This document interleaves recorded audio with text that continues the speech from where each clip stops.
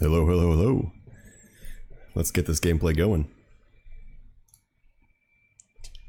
There I am. Oh, almost forgot the light.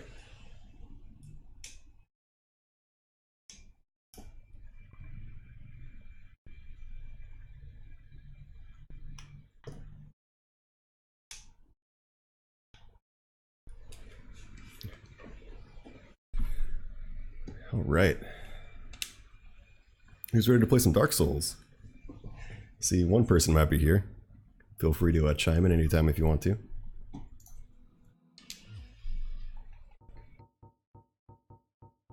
And let's make a new game.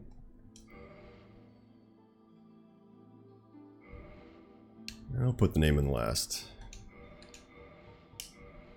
No, technically speaking, the Hunter is the best starting class. For speedruns, I guess. Good strength, good dex. You only need a few levels to start getting some OP equipment. But I'm not sure if I want to go OP or not. So this is a casual playthrough.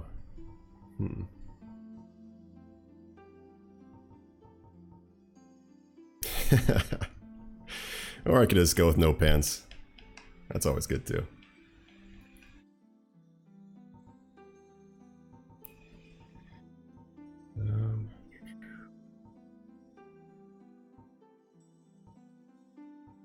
Spellcaster. Pyromancers are pretty strong. Screw it, just gonna stick with the Hunter.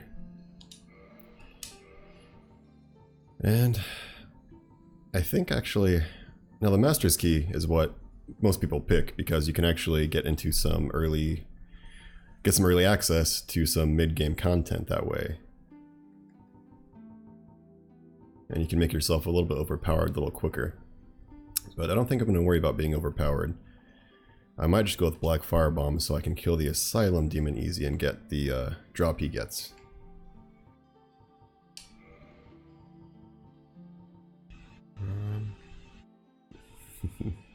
It's tiny head time. Oh, there's a really fun trick I can show you here too. Let's go with Jubilant Katarina. Make a nice funny hairstyle. Color. Let's go with red. Now comes the fun part. There's this fun trick in Dark Souls where you can actually mess up the face pretty bad. It's using this create similar face feature. All we gotta do is crank this over to different. Masculine on this setting and strong on features. And you just go up here and all you do is just spam A over and over and over and over again. Oh, he's getting good. Ooh. I'll just keep going for a few seconds. Let's see how it ends up. Oh, that's a good face. That's really good. I like how skinny it is. I'll keep going. See if I can get it smaller. Oh, it's going the opposite direction now.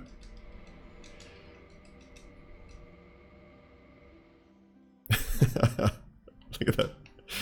Oh man, it's always so good. Alright, we'll see if this holds. Because sometimes when you back out, it kind of messes with the face a little bit, but nope. It's still the same face. He kind of looks like one of those Goombas from the Mario movie. Yeah, that's pretty good. Alright, oh, I need a name. What should my name be?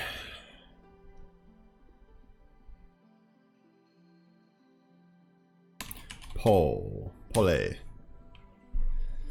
looks good. Alright, let's get going.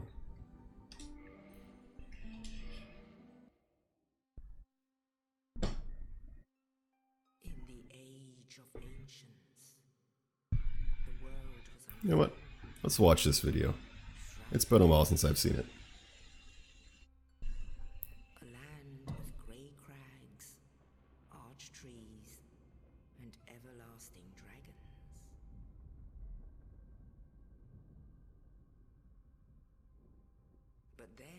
was fire. And with fire came disparity. Heat and cold, life and death, and of course, light and dark.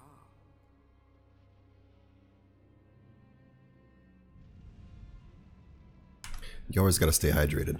From the dark, they came and found the souls of lords within the flame.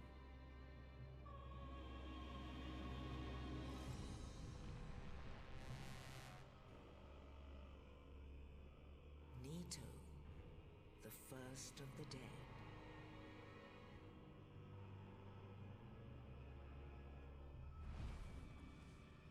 The Witch of Izalith and her daughters of Chaos.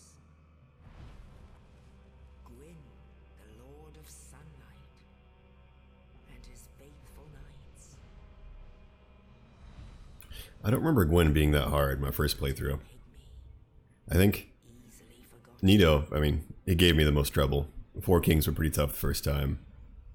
But Gwyn, I think I died maybe 5 or 6 times. I'm not trying to brag or anything. I mean, everyone's different in this game, but it was kind of weird. I was a little bit surprised that the last boss was not tougher. Mighty bullets peeled apart their stone scales. The witches weaved great firestorms. Nito unleashed a miasma of death and disease. And Seath the Scaleless betrayed his own, and the dragons were no more.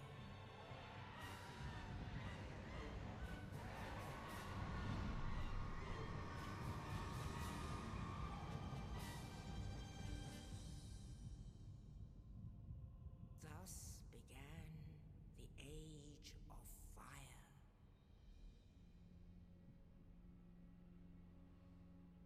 But soon the flames will fade, and only dark will remain.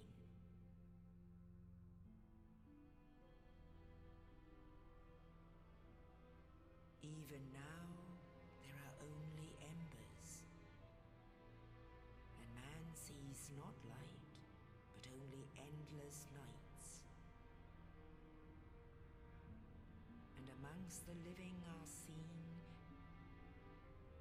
carriers of the accursed dark sign.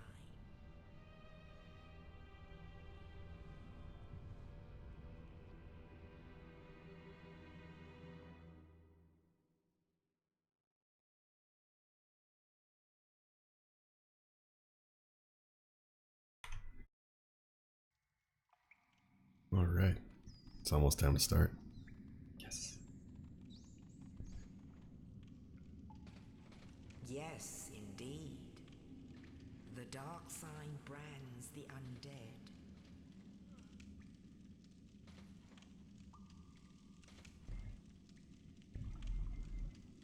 And in this land,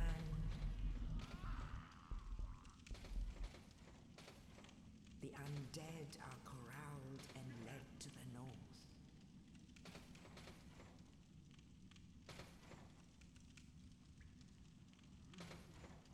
Where they are locked away to await the end of the world. And this is where your story begins. This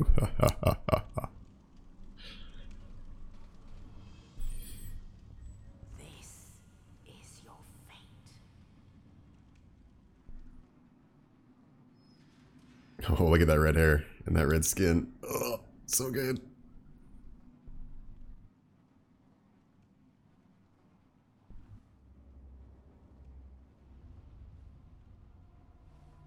I don't think he got locked up because he's undead. I think he got locked up because of that face. Oh, nightmare fuel right there.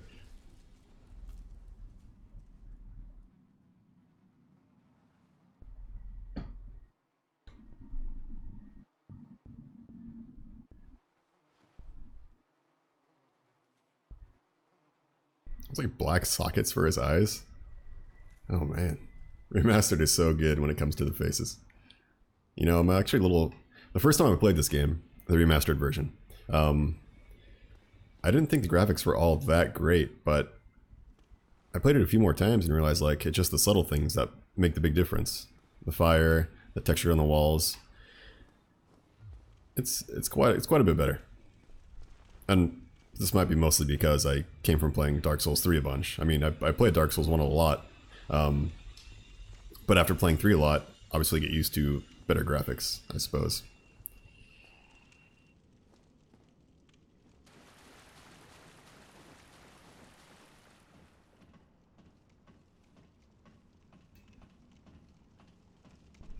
Alright, this should be a little bit of a fast asylum.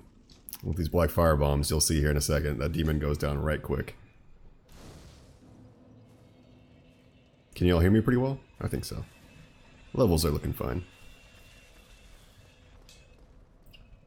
Alright, now, I think I've killed him once with a broken sword. It takes way too long. So, let's get him with these fire bombs. Hey boy, eat it, eat it.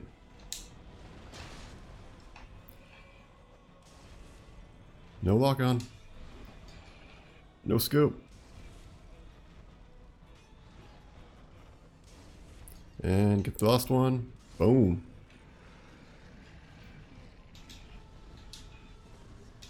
Yeah, see, that's the drop you get right there, the Demon's Great Hammer. Now, when you kill him normally by plunging from that ledge, you only get the key and the humanity on the drop. But if you kill him in the first encounter, you get the Great Hammer. Which, it's honestly, it's not really that great of a weapon. I mean, it's probably more worth your time to get the Master Key for all the advantages that gives you. But it's just fun to get this because it's such a unique drop. I can't remember what the secret power was, because a lot of these weapons, they have a special technique when you do the secondary attack. Yeah, I'm not even close to being able to wield this thing. Yeah, 46 strength, so I need what is that, 30 something strength to wield it two-handed. So we'll just go back to the broken sword for now.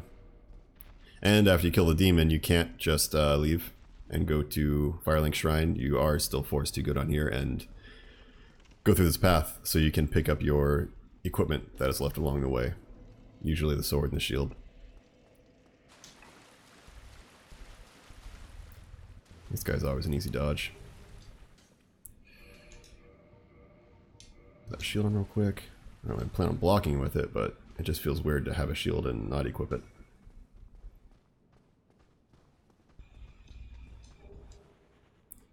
And throw this on real quick. Oh, let's not run into the wall. And good. Oh, he dodged me. He's a good boy. Dead.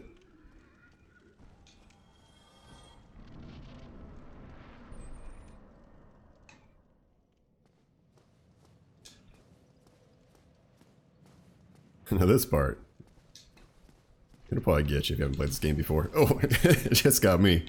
Screen's a little dark, so I couldn't see it.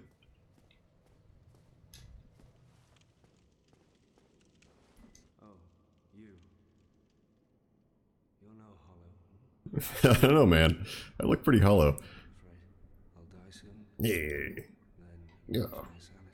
Okay. To ask something of you. You and I, we're both undead. Hear me out, will you? You know what? I see. I think you're just gonna die.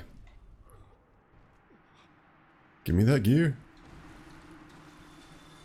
Chug, chug, chug. Oh, that's right. He gives you the key to get out of here once you kill the demon. Normally he doesn't give you that secondary key. His key only will unlock the... Oh, shit. He'll unlock the door at the bottom of the staircase here. Oh, no. Oh, this key. This door here, actually. That's right. And up here will be the last of the equipment you get when you start out. For me, it's the short bow. For the sorcerer, it's the catalyst.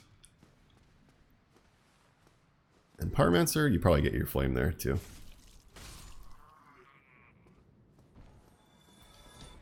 Come on, boys. Let's go. Oh, thought I could sneak in the attack there.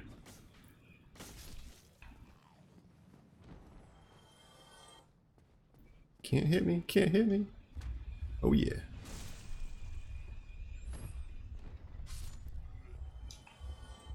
Alright, let's see if we can get that parry. Ooh, first try. Eat it.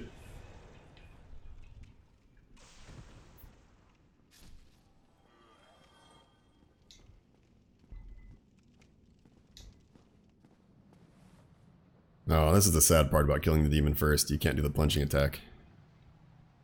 Oh, that was a lot of fun. I guess I'll have to wait until the Taurus demon. I'll plunge him. Or her. Whatever it is. Now, I think that's all the drops you get here. You just get your equipment and that's it. There is a key. Oh, a ring, sorry. The rusted iron ring, I think. In a stairwell back that direction. But you can't actually get there until you revisit the Undead Asylum. And there's also a secondary boss, but we'll show that off when we get here. And there is a drop down over here. Soul of Lost Undead. Get some free souls from that. And of course, if you did want to, the crow... Ah, here it is.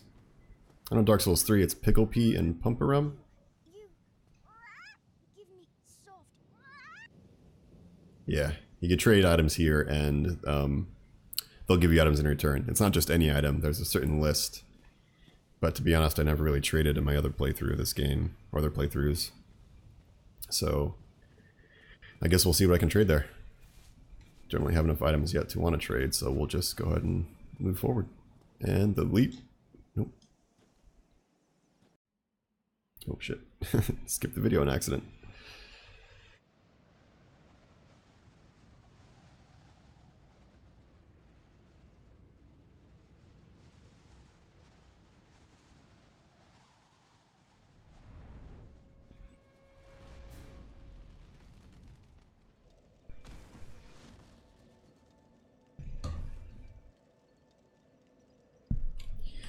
One second, got to change something real quick. There we go.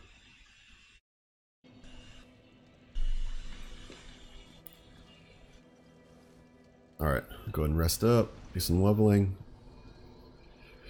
Okay, I think I want to get a little bit more dexterity so I can... Do I need dex for the bow? Oh, I don't think I do actually. This might be enough dex to use a starting bow. Yeah, we're good. Okay. So, if you want to cut off the tail of the first Drake you see, you need to get, I believe, 16 strength, or 16 dex, because that is the requirement for the first bow you can buy. But this bow I start with has a lower requirement. So I don't need a level dex yet. I'll get a little more strength. I guess it'll increase the damage on my weapon, but I'm not too worried about that. I need to start ticking that up so I can get the requirements for some of the better weapons.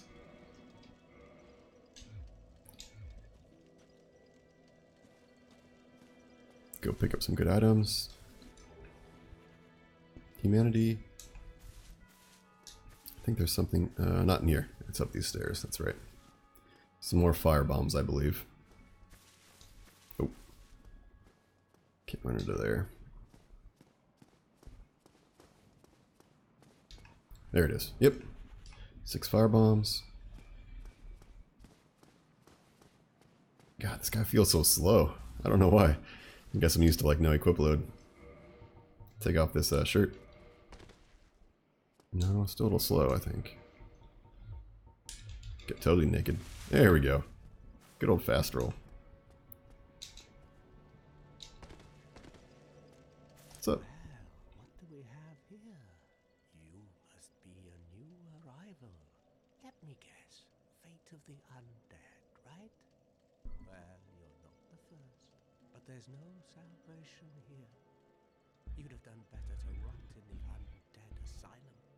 But too late now. Well, since you're here, let me help you out.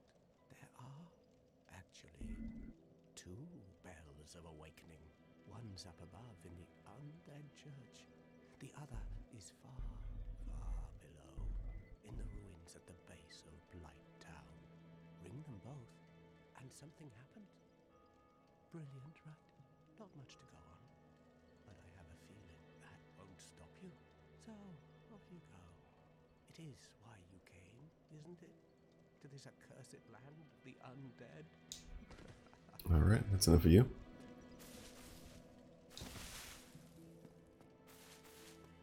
What's this? Oh, nice tear. Or seam, I guess.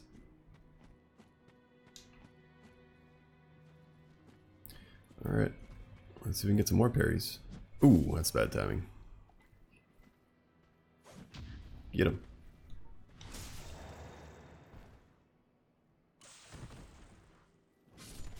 No.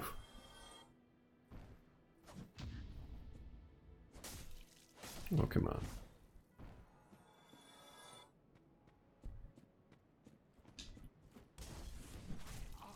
I got that.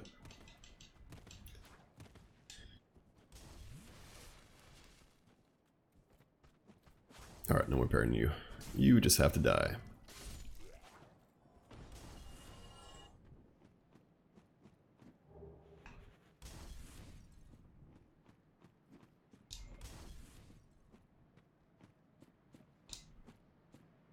And roll. Oh. Oh, oh, no, no, no, no, no, no, no. Oh. Hey guys. Bye guys.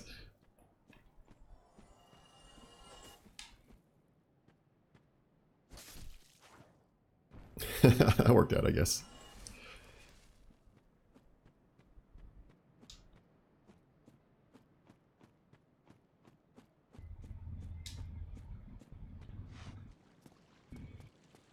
Oh, this guy up here.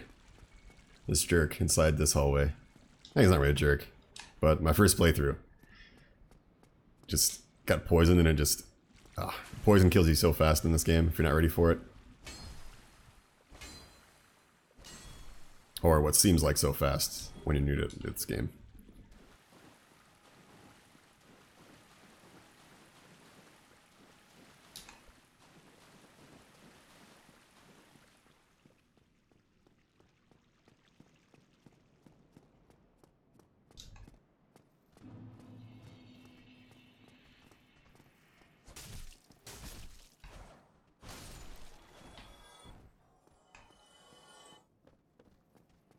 Kill this guy real quick. Roll out of the way. Because this guy likes fire bombs. Oh, no, it's that guy back there. He likes fire bombs. That's right.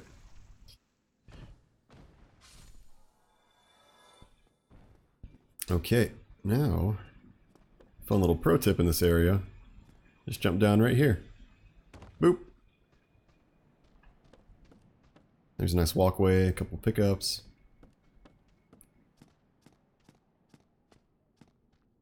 Oh, there it is. This dude just kind of hunched over the little hedge. Oh, where are you going? I guess I'll see you in a minute.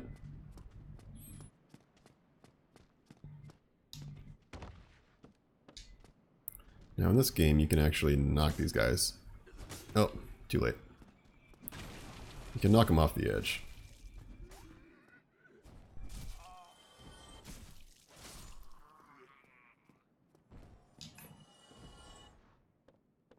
Try and show you up here real quick. There he is. Boop. Yeah, if you're not fast enough, I guess they have no hitbox when they're climbing over the wall. Oh shit. Oh. Ah. Is this that guy that climbed up the ledge? Or is there just another guy over here I forgot about? Yeah, that's probably it. Oh. Oh yeah, that's right. That's the lower end dead berg. You can do a nice little boss skip later. Or not boss skip, but sequence break. I might be able to try it here just to show it off. Or not here, but soon when I get there.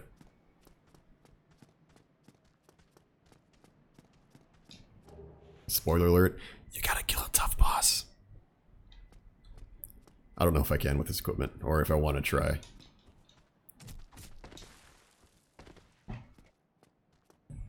I'm sure I could if I keep throwing myself at it over and over again, but that doesn't sound like fun right now.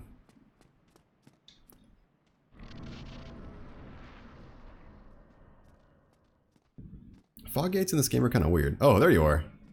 Hey, bud. Hey, bud. Sorry you came all this way just to die. Oh, another drop. Oh, yeah, that's right. Just gotta break these barrels. This is the way you should drop down. Anyway, yeah, fog gates are kind of weird in this game. Most of the time they're a boss.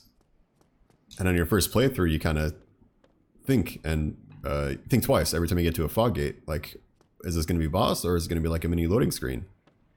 Because if you're sitting there on like 1 and 2 Estus flasks, and you come up to a fog gate, you don't want to fight a boss. You're going to run back to the fire and sit down, and then have to fight your way all the way back through again.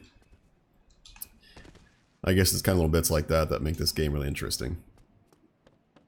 The progression, where you don't get teleportation until, what, halfway through the game?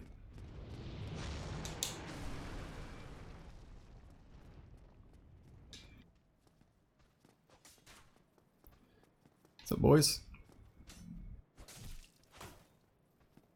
Oh, you think you're cool? Blocking me?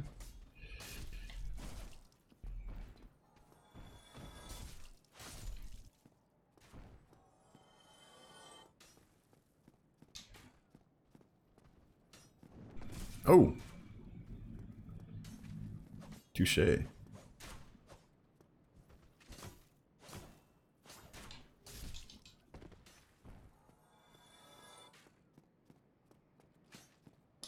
Alright, I'll chug this Estus flask real quick. Get shot by an arrow. Now, this is the first shield pickup if you didn't start with one. It's a, I think, 80% fizz block shield.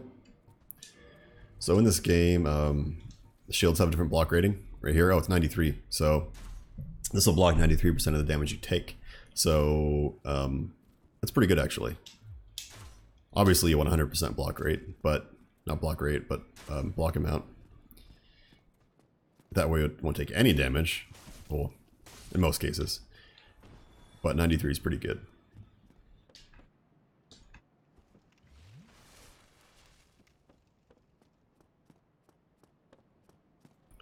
And just for comparison's sake, let's see what my shield has. This one has 91, so just take an additional 2% damage, but that's negligible. Alright, now fighting these guys.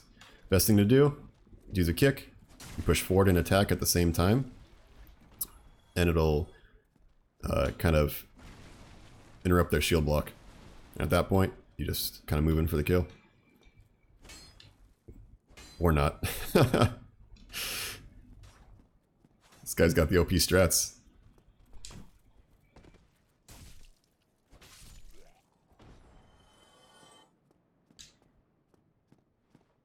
This is always a fun little trick I try and nail right here. Yep, there it is. You can parry him through the shelves. Okay, I have some souls, and it's time to go to the merchant. Well, then you are a welcome customer. I trade for souls. Souls. Damn, this guy. Okay, so the things you want to buy here. Orange guidance soapstone's pretty cool, so you can write messages, but residence key, that's one you want for sure. So that'll actually let you unlock a door to get Griggs, I think is his name, Griggs of Vinheim, and he'll let you learn sorceries. That's kind of a little bit later in the game, unless you do sequence breaks, but it just buy that now. You're gonna forget about it later. And I do want to buy some more arrows, because I will need a few to deal with the Drake. Ooh. I'll have to buy some wooden arrows. What? 5 of these. Oh, they're 3 each, that's why. Okay. Yeah, I'll just buy a bunch of those. That's fine. Thank you kindly. And there is another alternate, well, not alternate path, but not even a secret, just like a secondary path. You can go over here to pick up some extra items.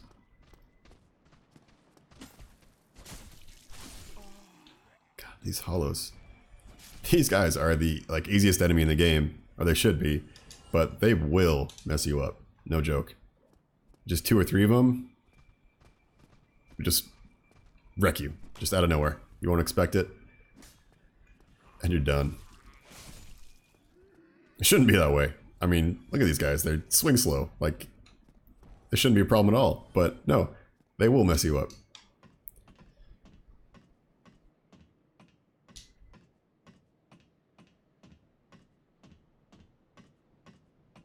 And this is the location for that sequence break I was talking about. So you can go down to Lowerberg and fight the Capra Demon early, but you have to jump from this ladder onto that ledge down there, and then from that ledge down there, you gotta jump over this path down over there. If you can see way down by those houses. It takes a few Estus Flasks because you have to heal up when you jump. So even if you do it first try, you're going to be down 2 or 3 Estus Flasks. And then you have to fight through some dogs and some like undead rogues. So it'll probably take you another 1 or 2 Estus Flasks to get through there. So it's not kind of... It's worth doing just for fun if you played the game before. And see if you can do it.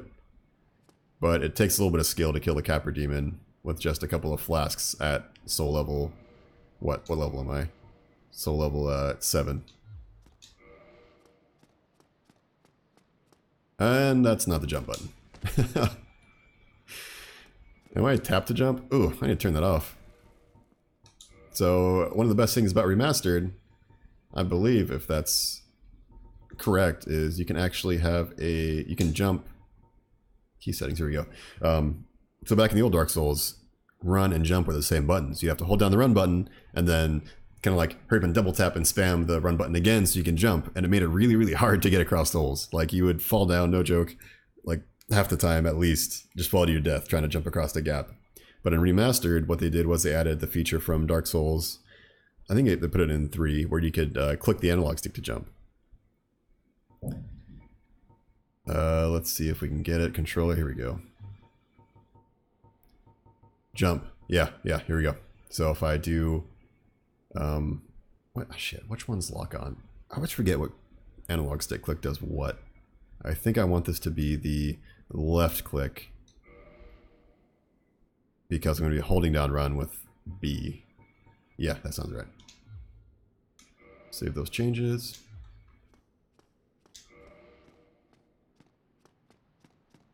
There it is. Smooth.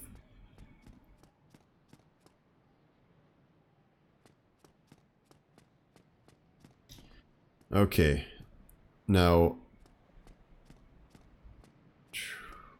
gotta get back down there to try it again and get my crossbow.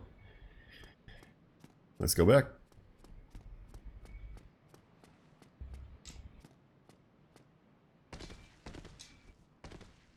Oh, another tip on this game, if you fall, you should spam the roll button when you fall and hold a direction down. It just saves a little bit of time, like... the landing animation can take a few seconds, and if you just spam roll, you'll roll almost immediately after you hit the ground.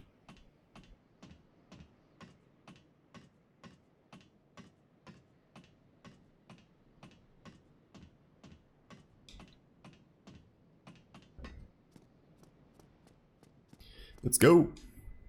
Yeah. See, in the old game with circle jump or run jump button, that would be so hard to do. Like, it would take me 4 or 5 tries to do that. But having that left click for jump, oof, so much better. Now crossbow, I have no idea why I came here to pick that up. I have never used a crossbow in this game besides like the one time I picked that up when I first played through. It's tough. It's not like Dark Souls 3 where it's this good offhand weapon. Oh, maybe it is, I don't know. I never PvP'd in this game, so I guess I can't say that, but it's bad. Stick it with your sword, stick it with your spells. Maybe if you want to do a challenge run, you can do a crossbow, but yeah, no.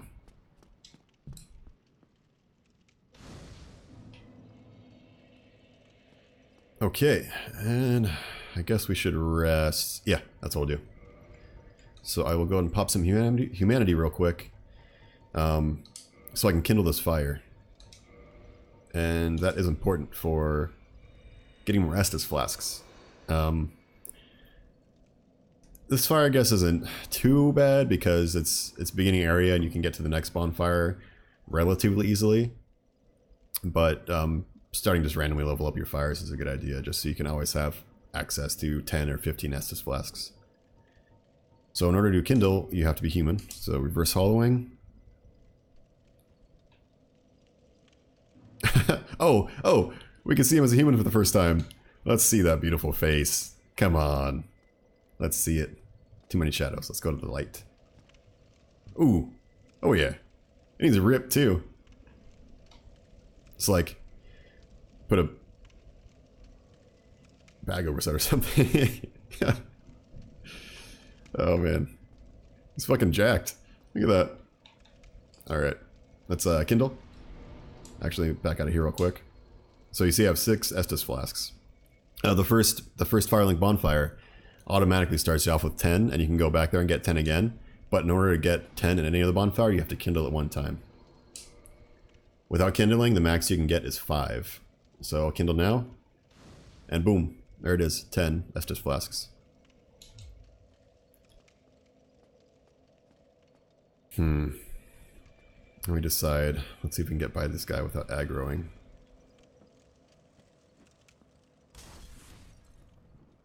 I think we got it.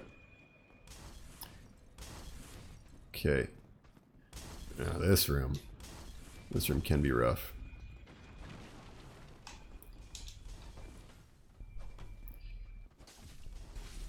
Because you're dealing with 2 axe bros and a big knight bro. Oh, and I guess the guy who aggroed me.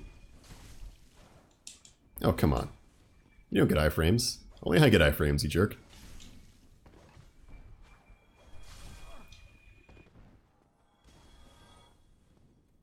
Nope.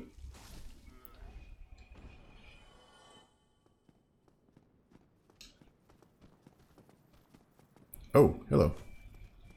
You must have heard me partying in the other room. Nope. Oh, no, don't kill me. Oh, no, see? That's what I mean. I was just trying to parry him, and I let him get it through one hit. One hit. I mean, I probably could have just held on block after that, but he just wrecked me. Not much I can do about it. And we try again.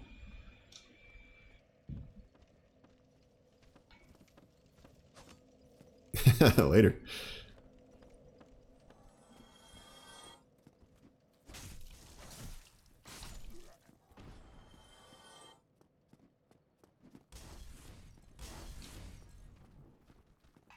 Hey, whoa, buddy, whoa. Why are you so aggro?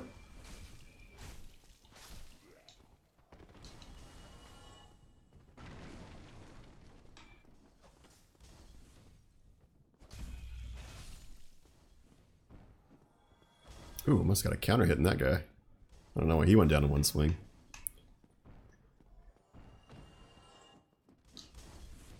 Alright, let's do this.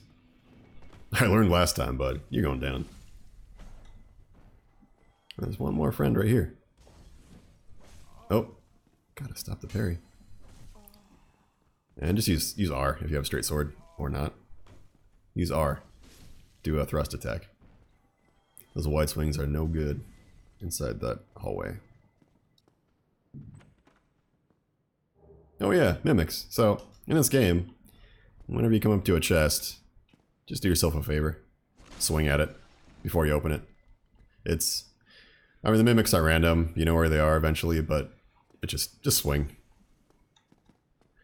The other thing you can look out for is that chain. See how it's curling back? With a mimic, the chain will actually face forward in that direction. So just take a quick peek at that chain, or swing at it. Swing at it's a safer bet.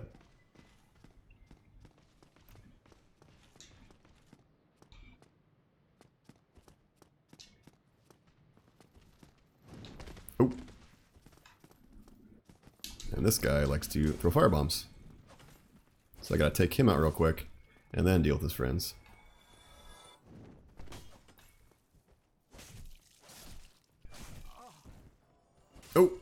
Oh, it was a close one.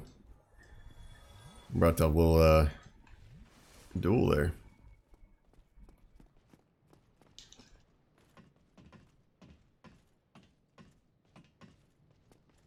And all these guys throw firebombs, so you just kind of got to just run through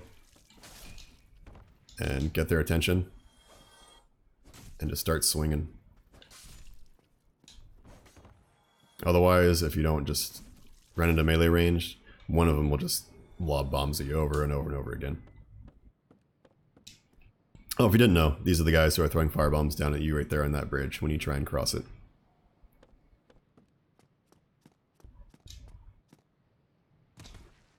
So this is one of the instances where, oh, the residence key works here. So if you didn't buy the residence key and you did have the master key, this is one of the spots where you can get a little bit of an advantage. In that room, I'll show you in a second, there's a chest with a buff, a weapon buff. And it's really just like, it'll help you kill out that Taurus demon, the first one, boss 1.5 in this game, essentially. It's not the first boss because the Asylum Demon was, but it's the first, like, boss.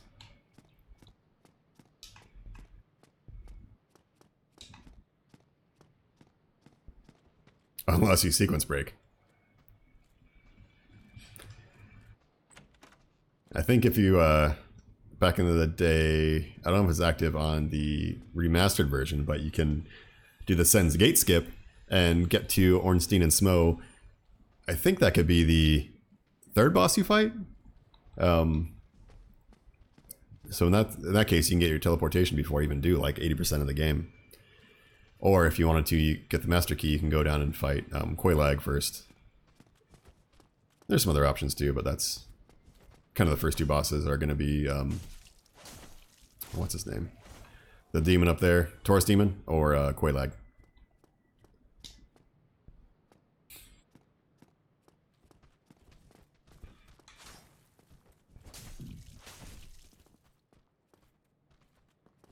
Do you both have swords? Dude,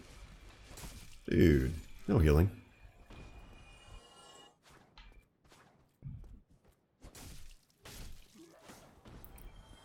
Okay, now here comes the question of the day.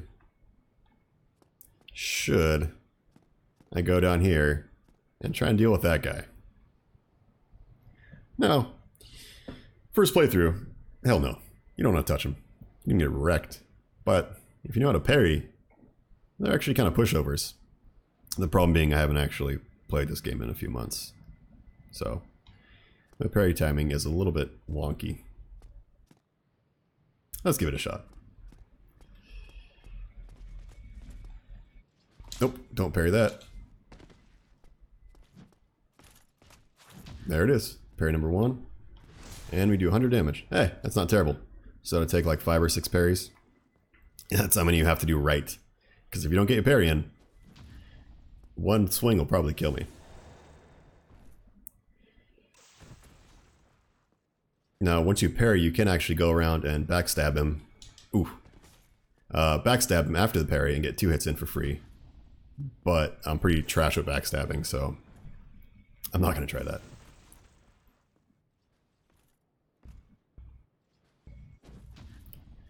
And one more should do it. Now, I'm not going to chuck an Estus Flask because I might not recover in time to parry his first attack, because some of his attacks he throws off are pretty damn quick. Did we get him? Yes! What'd we get? What'd we get? A chunk. That's okay.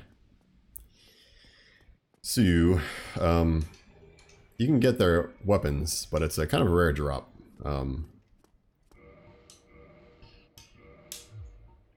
It's rare. So, I mean, that guy's weapon's not so great, just the regular Black Knight's longsword.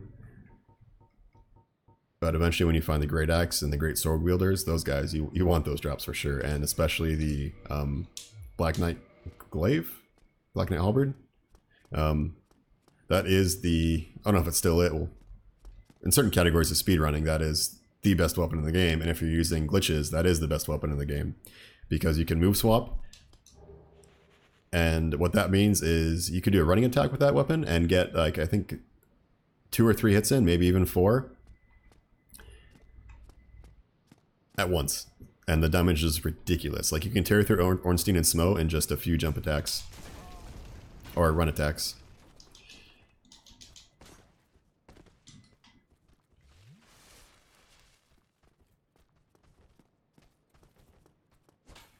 If I happen to get the halberd or the glaive, I'll try and show it off. I don't know if you can do it in Remastered.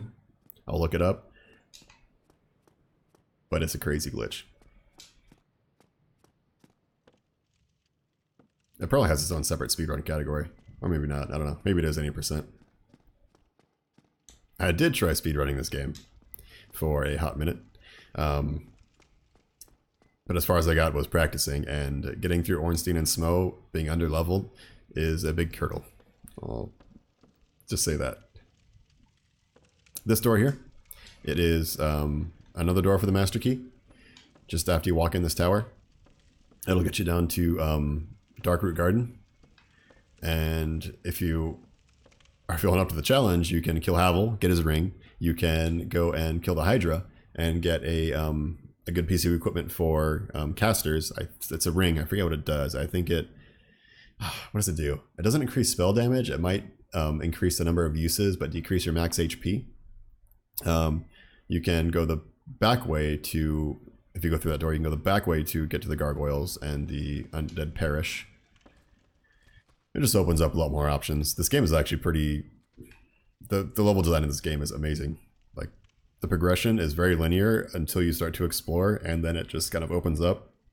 Like I was mentioning earlier, without even sequence breaking, you can go through and run to what should be like the 5th or 6th boss in the game. And within a few minutes, if you know what you're doing, you could get through into Anor Londo. It's pretty awesome.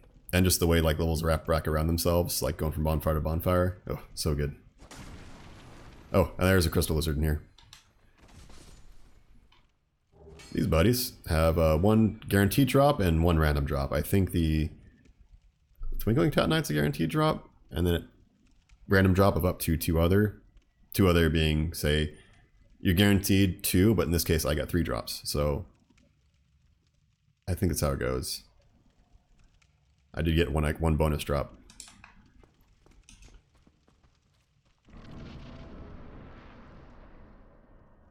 All right.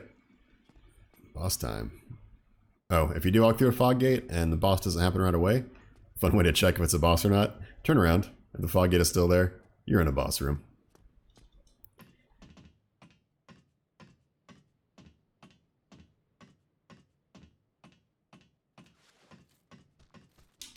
Alright, pro tip on Taurus Demon. Go up that ladder and fight these guys before you start the fight. They just sit there and shoot crossbows at you over and over and over again. And it just makes your life not fun. Plus, as I show you in a second, you really want to clear this area out because you'll be up here once or twice. Oh, there's so much fun stuff to show. How should I kill this guy? Oh, you have like 3 options on how you want to kill this guy. First off, let me take a drink. And I'll climb down this ladder and we'll get it started. So option number 1 is going to be just fight him. Just stay on that platform or the pathway and just keep fighting him. Dodge, swing, dodge, swing. Second option, climb up here through this hole or stand at that ledge. And just plunge attack him when he gets down to you. You can plunge attack him, fall off, run back to bring him that way, run back to the ladder, climb up and plunge attack him again. And it takes 2 or 3 and he's dead. The third option, which I think I might do now, I'll just show you how to do it. It's pretty cool. Oh, yeah, he jumps down from up there. Come on, bud.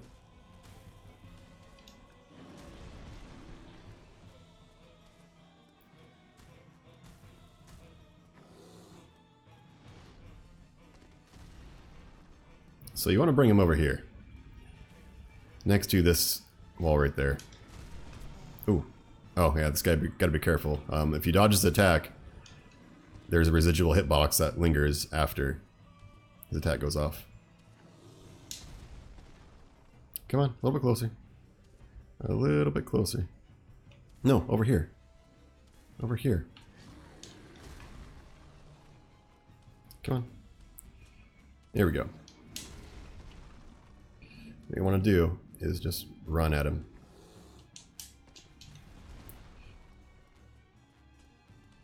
Oh, come on. He's out of position. It's kind of hard to set up. Oh, there it is. That's perfect. Don't move, don't move, don't move. No, no, no. Alright, I'm just going to chug.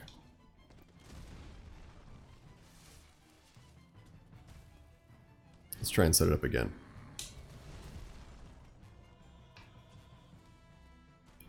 Come on, come on.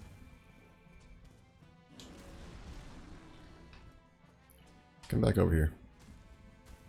Come on, don't...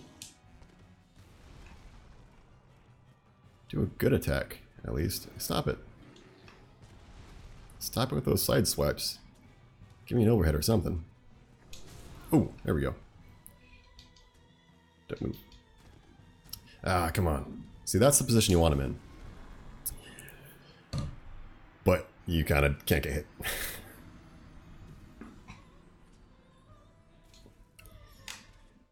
Oh, now comes the true Dark Souls experience. The run back.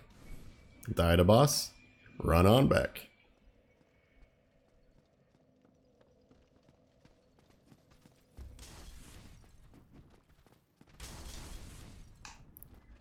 Some runbacks are fine, others not so much.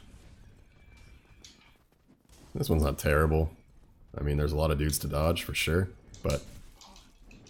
Oh no. Oh no. That was almost ugly. Actually, it's kind of a bad run back, especially at the beginning. But you run over here, and jump. Oh, missed it.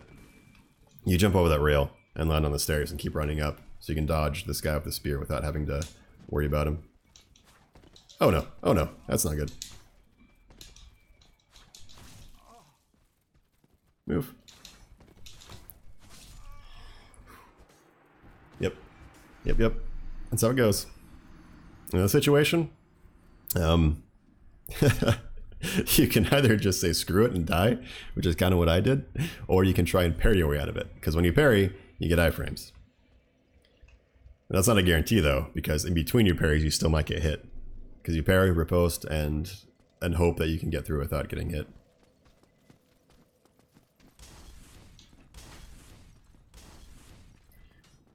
I did lose my souls from the boss. Not from the boss, but from when I was fighting the boss. But that's no big deal.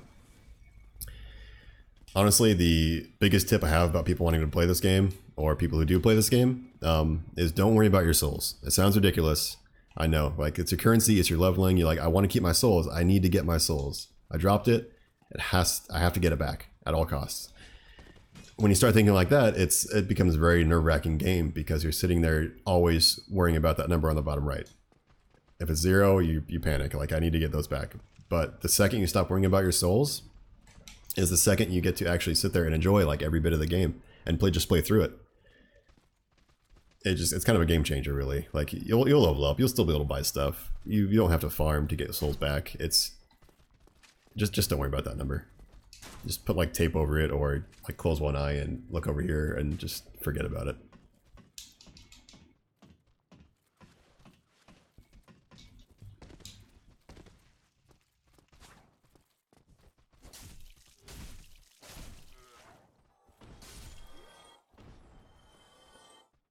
Alright, I will try this one more time.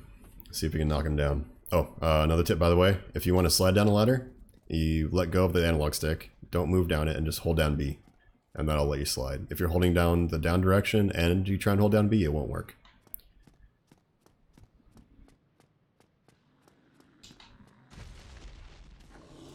Let's go, buddy. Come on. No, wait, what are you doing?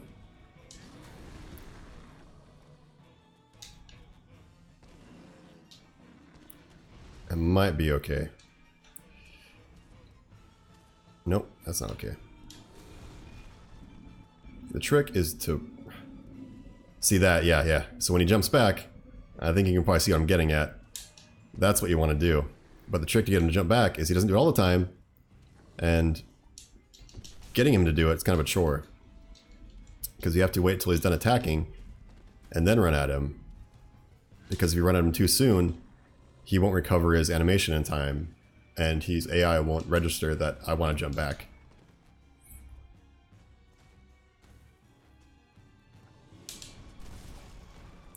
Oh no! Oh no! That's what I wanted him to do, not me. Oh. That's karma for you, I guess. Yeah, so really, like, you get him to jump back off that ledge. It's pretty good to see. Imagine what happened to me, but him instead.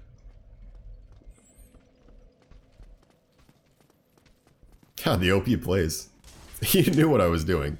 I think I've done him to that one too many times, and he just... It's like, I'm on to you. I'm on to you. I got your number.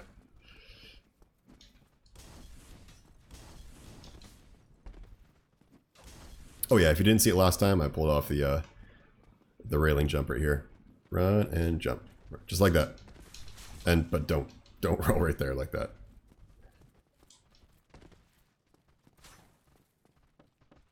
So this run back isn't so bad if you kind of know what to do. I.e. that railing jump. Without that, it becomes a lot more difficult.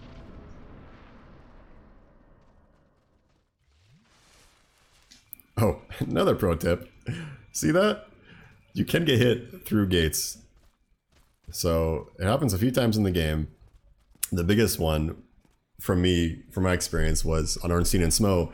Before the fog gate, before the fog gate, there are giants there, and their hitbox is huge and long, and it will. they can swing really far, so they clip me through the gate quite a few times actually. Even though I know they're there and I try and space myself out, they will hit me through the fog gate, and it will totally mess up your fight.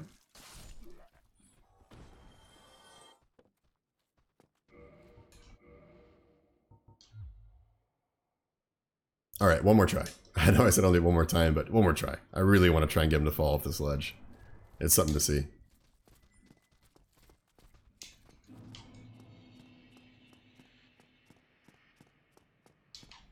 Oh, yeah, there he is.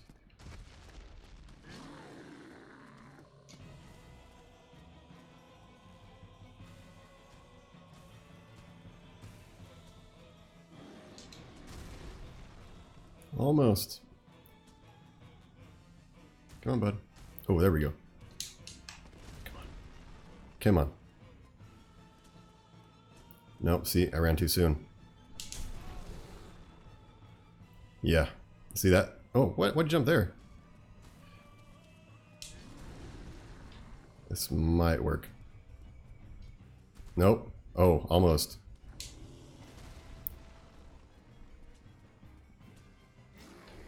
No? Come on, bud.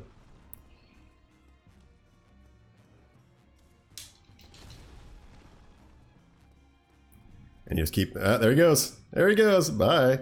Bye. Nice seeing you. See you in hell, Taurus Demon. Yeah, just like that. So you just got to time the run right. Make sure he's not recovering from his hit or his swing. And charge in. I think there is a drop, not behind that one. Here it is, yeah. Just smash this box. Obviously, I guess it's behind the orange soapstone sign.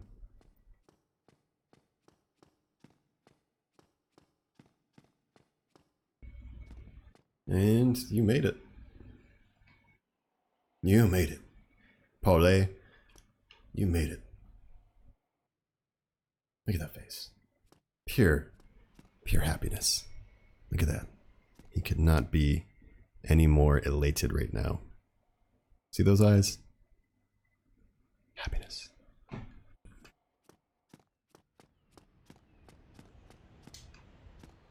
And your best friend is here. Praise the sun. Ah, hello. You don't look hollow, far from it. I am Soler of Astora, an adherent of the Lord of Sunlight. Now that I am undead, I have come to this great land, the birthplace of Lord Gwyn, to seek my very own son. You find that strange? Not at all. I want my own son too, Soler. My own son too. BFFs basking in the glory of the sunlight. Oh, aha. So I didn't scare you. I have A little bit, but that's okay. I like to be scared. Oh shit. Sure. The way I see it, Oh, cool. land brimming with hollows. Could that really be mere chance? So what do you say? Let us help one another, yes. Pleases me greatly. Well then, This pleases me greatly. we are amidst strange beings in a strange land. The flow of time itself is convoluted, with heroes centuries old fading in and out. Those two lines are there sound like a song. Like a metal song. Power metal. That'd be good. Strange beings in this land. World and mine will remain in contact, but use this to summon one another as spirits, cross the gaps between the worlds, and engage in jolly cooperation. Jolly cooperation. Man, Engaged in this, such a good NPC. Fear of the sun. Spot my summon signature easily by its brilliant aura. If you miss it, you must be blind.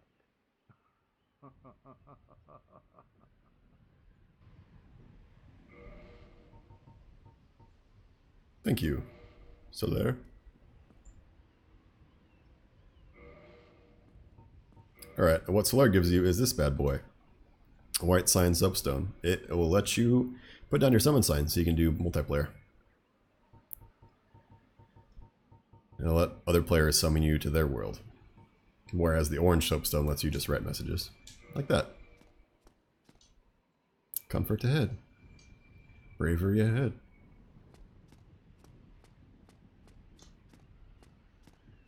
Okay, now I have 3,000 souls. What I really want to do is level that. Use those to level. I need to get a little bit more dex and a little more strength. I think my endurance is okay for now. Vitality, yeah, I'm fine. I'll just get more strength and a little bit of dex to try and maximize my damage. Now this spot, run. Run, you fools! The dragon just comes in and just blows fire everywhere. Spoiler alert. All you can do is just sprint and wait for it. There's the fire. Just run till you get to that spot and roll in. Stay in the corner and don't move. Once the fire stops, go downstairs. Yep, that's it. Oh, another fun story. The first time I played through this game, I didn't kick this ladder down. I just didn't see the prompt when I ran through. I'm like, this ladder, it doesn't go down. That's weird. Oh well. And it just kept playing. And I'd die and go back to this bonfire and run all the way back past Taurus Demon to get to like towards the end of Parish. I might have even got to Andre before I kicked this ladder down. It was kind of ridiculous. But nope, kick it down, and there's your shortcut to the bonfire. And you can just jump down here. You don't worry about damage. See, it's like, what, like a sixth of my health? So, just jump down. So we'll level up. A little more dex, a little more strength. Yeah, that's fine. Strength for the damage, dex for the requirements. I think I want to get 18 dex. Not too long from now, just in case I get some good drops. Maybe a little more. I think I might need up to like 20, 21, 22.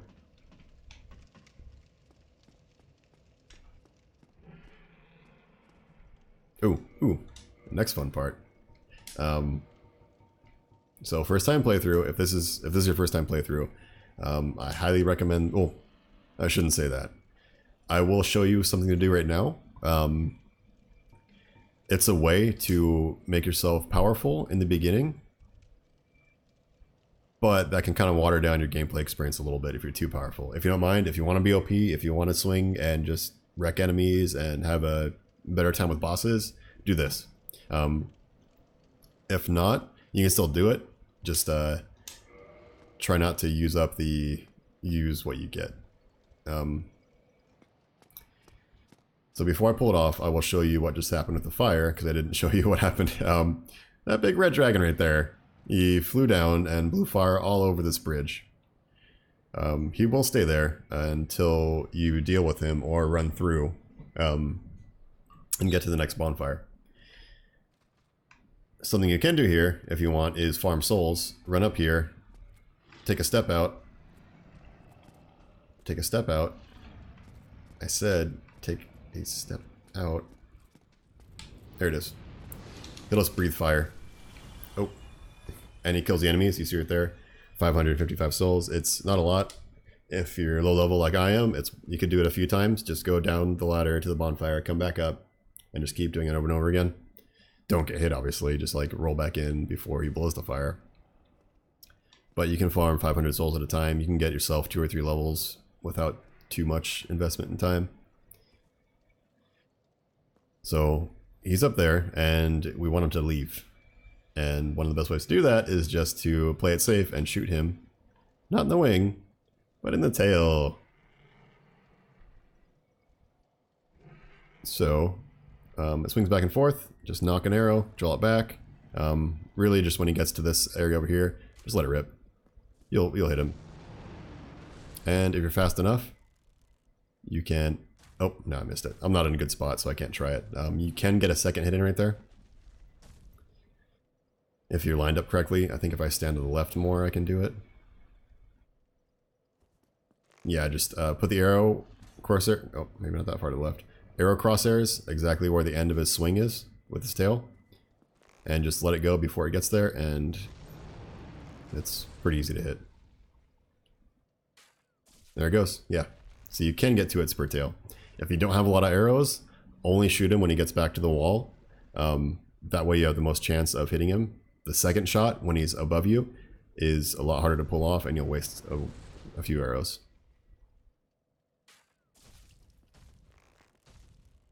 I forget how many arrows it takes. It's a few. Like 20 arrows, I think. 20-something arrows. Yep.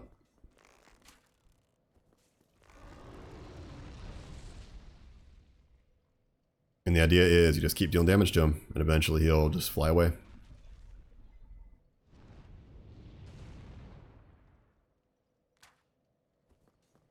So bad at that.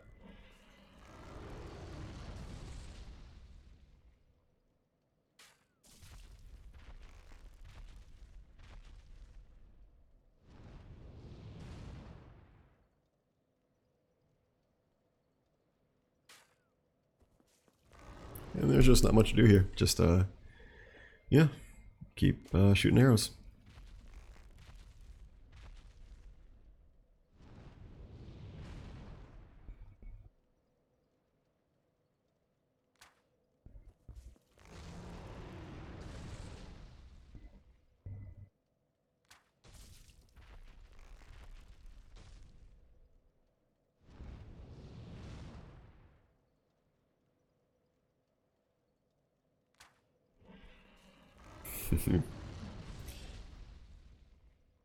So, how's everyone tonight? Or today? Whatever time zone you're in. Good morning, good evening, good afternoon.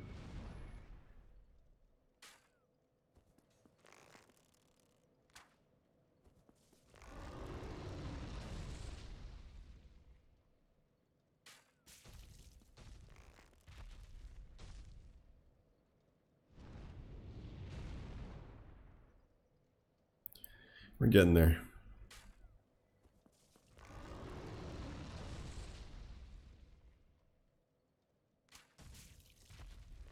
Maybe another 5 or 6 shots, I think.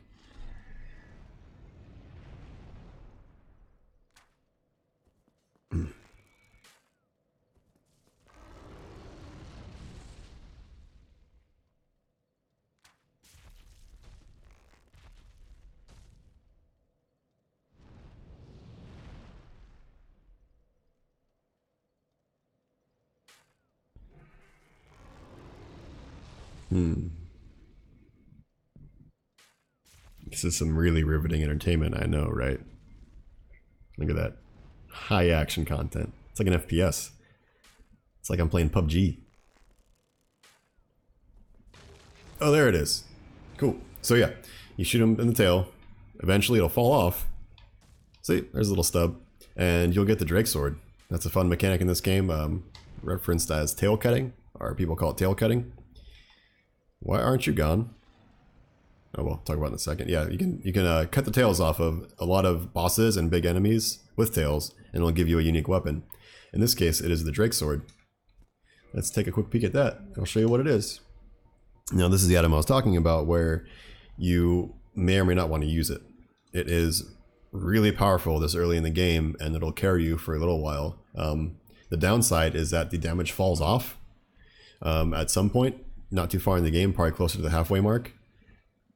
And it really starts to get outclassed by other upgraded weapons, even just basic stuff. And it's really not worth the materials to upgrade this further, unless, like, for some reason you really love this weapon, the damage just doesn't become that great.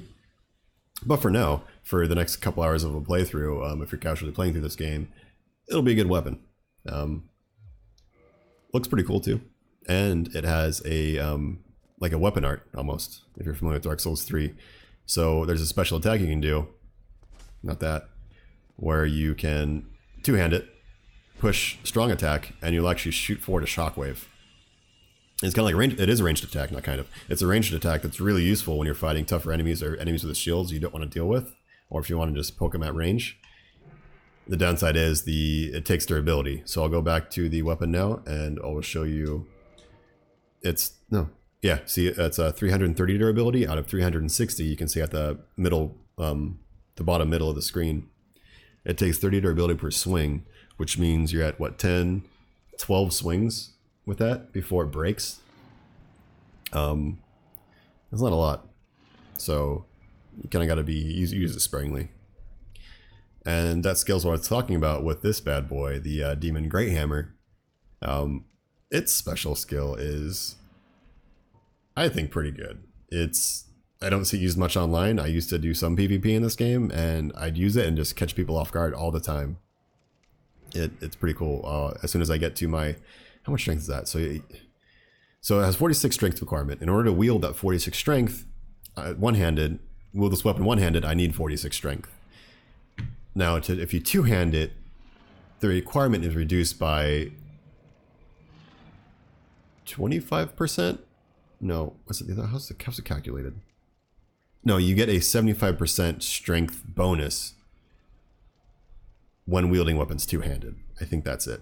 So in that case, I would need, so half of this would be 28, 30, half 30 is 15, 35. I need 31 or 32 strength to wield this, because 75% of 31 or 32 would get me there. Yeah, 32, I think. I don't know if they round up or not. 75% of 32 would get me to the 46 mark. It would actually get me up to like 47, I think, which would be cool. So once I get my 32 strength, we'll show that off. In the meantime, I'm going to be switching back to my just regular straight sword. I don't really want to be OP with the Drake Sword right now. And we'll go see what happened with that dragon. You should be gone right now. What the hell, bro? WTF, mate. Oh well, I guess I'll show you what it looks like to... Okay, so if you don't want to cut the tail off, or if you do and he doesn't fly away like happened to me, you can either go down that under the bridge path I was at. It takes you past some rats, past some undead, up a ladder, and you'll wind up close to the undead parish. It's a pretty casual route. It's where most people would run through on their first playthrough. But if you want to, run up here, get in the breathe fire, and hide. Just don't do anything else. Hide behind this. And after a while, you get curious, like, where the hell did you go? And he jumps down. The second he jumps down, you just run. Just sprint. And hope you don't get toasted. Kind of like that. I might be okay now. I don't think he breathes fire into this room. Yeah, just don't turn around. The second he jumps down, just sprint for the fire. Don't look back. So rest here. Now, right now, if you run out, you will see that he should be there. But when you take steps forward... Oh, I guess not. So there's two things that can happen. Either he'll be there, or he has not flown in yet. If he's there when you step to where I'm at right now, he will just fly away. And you can just walk through the bridge normally. If he has not shown up yet, you can walk up the bridge a little bit, but he will still fly towards you and blow fire on the bridge. So you kind of got to be careful when you're running out this way. But for now, I really want to get one of these drops. So I will go ahead and take care of some of these dudes. Unless they take care of me first.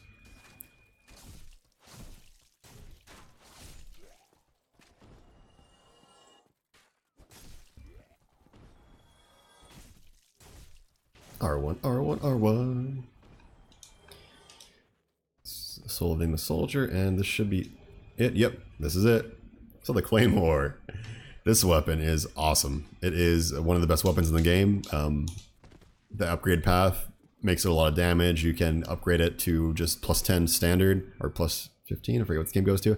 And the physical damage is high. Then you can buff it with some resin, like what I picked up before. This equipment. Let me actually throw down my equipment bar. This stuff right here, gold pine resin, it lets you apply lightning damage to your weapon. Once you max out the Claymore with just raw damage, not raw, but just physical damage, you can put a buff on it. It makes it even more strong. You could also make it plus 10 and turn it into like a fire Claymore or something. Put an elemental attack on it, get that to plus 5. I think it goes to plus 5. Either way, it's just a really good weapon. One of the things that makes it so good is how it swings. You can see it's just a big arc in front of you. It's hard to miss with this thing.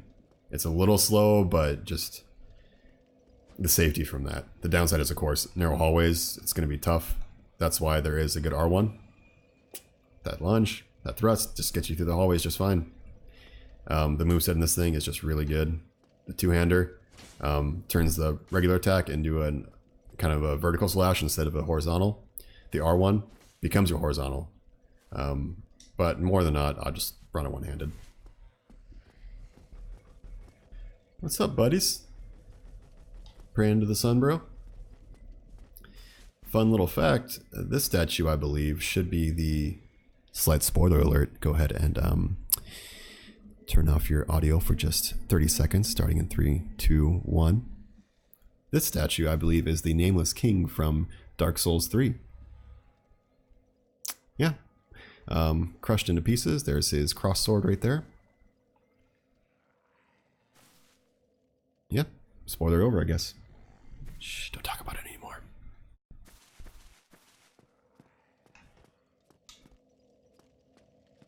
Okay, so you go through here. You have the bonfire. You got your claymore. Pop this gate open. And this is one of the first big RNG parts of the game when I play is coming up right here. There's a drop I really, really want to get, and it's off an enemy. There's no guarantee you would drop it, and once you kill him, the enemy's dead. Just the way Dark Souls works. So you essentially got one chance per playthrough at this point to get this item. You have more chances later, but this early in the game, you get one shot and one shot only. I'm going to heal up real quick because I need my health. And I should level while I'm at it. Bump that strength up.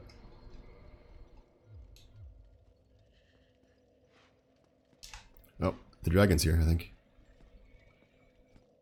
No? Oh, that's weird. Thought I heard him. Anyway, come back up here, kill this guy again. And I mean, you can probably see my damage output. It's a lot better. I'll just one shot. No, one shot? Two shot, I guess, still. Huh. But just the safety of the swing is so much more preferred. And now here is the guy who drops the item I really want to get. The thing I have one shot at this early in the game. And he's pretty tough, spoilers. He is right there. The Dark Knight with a Greatsword. Once again, don't want to parry the shield block because you can't parry the shield block. And you get wrecked by that. So the timing in him is a little... It's not hard, it's just different.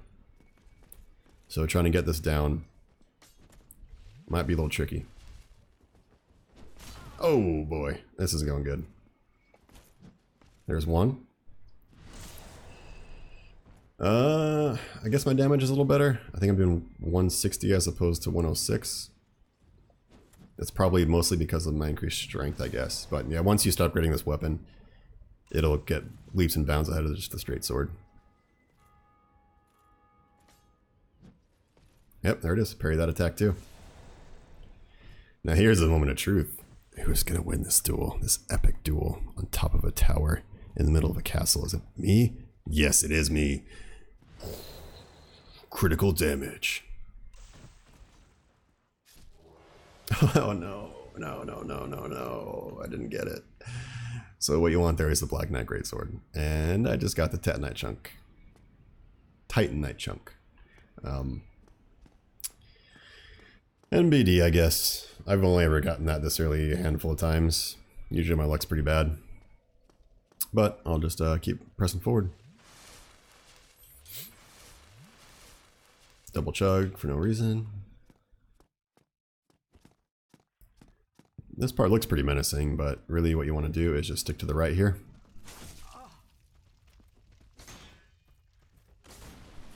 What the hell was that? I definitely should have hit through that right there. So I will be using my R1 here, or not.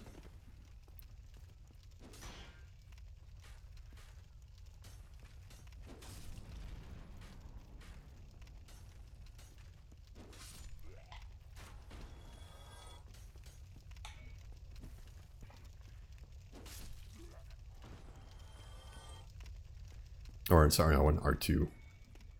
Or RT if you're on Xbox.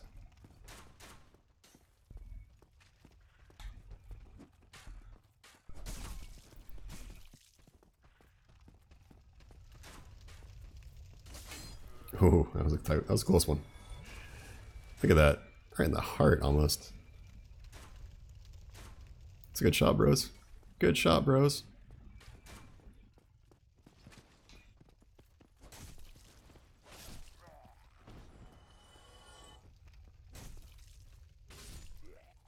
So you come up here and clear out the upper level first, and then you work your way down there to get this bad boy.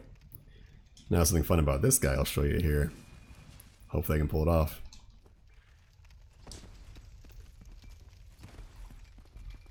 You give him a nice little exam right up there. Just see if anything's wrong, you know, check him out for any oddities. Oh, hey bud.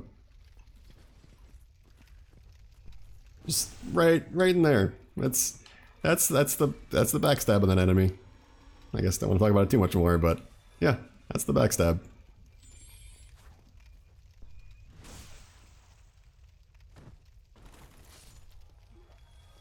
And I got the Fangbore helm. It's not a rare drop, but it's not guaranteed. It's a fun little piece of gear. But it's guaranteed to put me in the next roll level, which is a mid-roll. I do want to stay in my fast roll, so I will take it off. Actually, let me show it to you again real quick. Yeah, it looks pretty cool. But, like I said, fast roll or die, so we're pushing forward. This guy is a trap. Don't fall for his shenanigans. Let him run away. Let him run. Because these guys, they're who's gonna try and kill you first. Just use that R2 with the claymore. It is all you can do in the hallways, or about all you can do.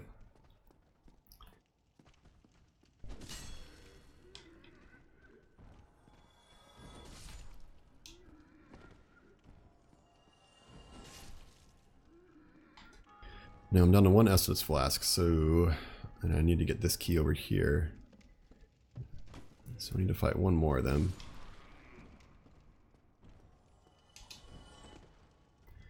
And break that.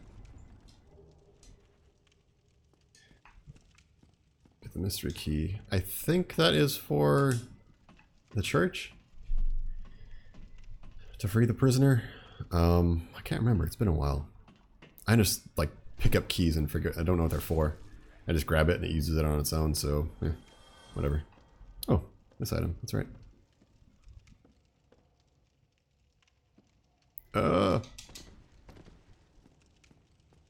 My brightness is a little bit dark on my monitor, so yeah.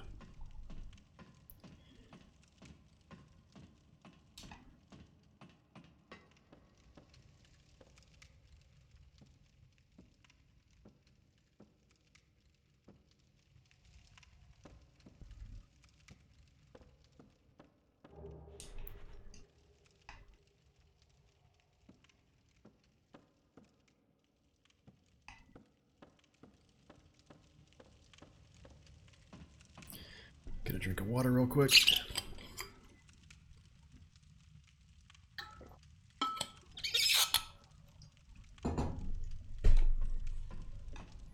I'll tell you guys what.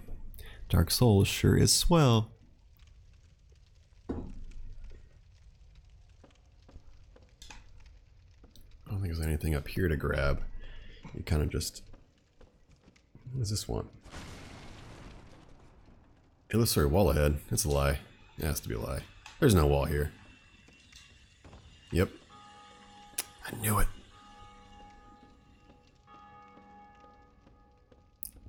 And my screen is so dark I can't see where to go. Oh right, I need to fix that. There it is. Here is a non-boss fog gate. So there's two paths to go right here. To the right, you'll find a Balder Knight at the end of this path, and you want to kill him because the item on the other side of him, see that shiny thing on the floor? That is a, I believe, your first 100 block shield you can find on the ground. You might be able to buy it from the merchant if you want to, or not that, but a 100 block shield.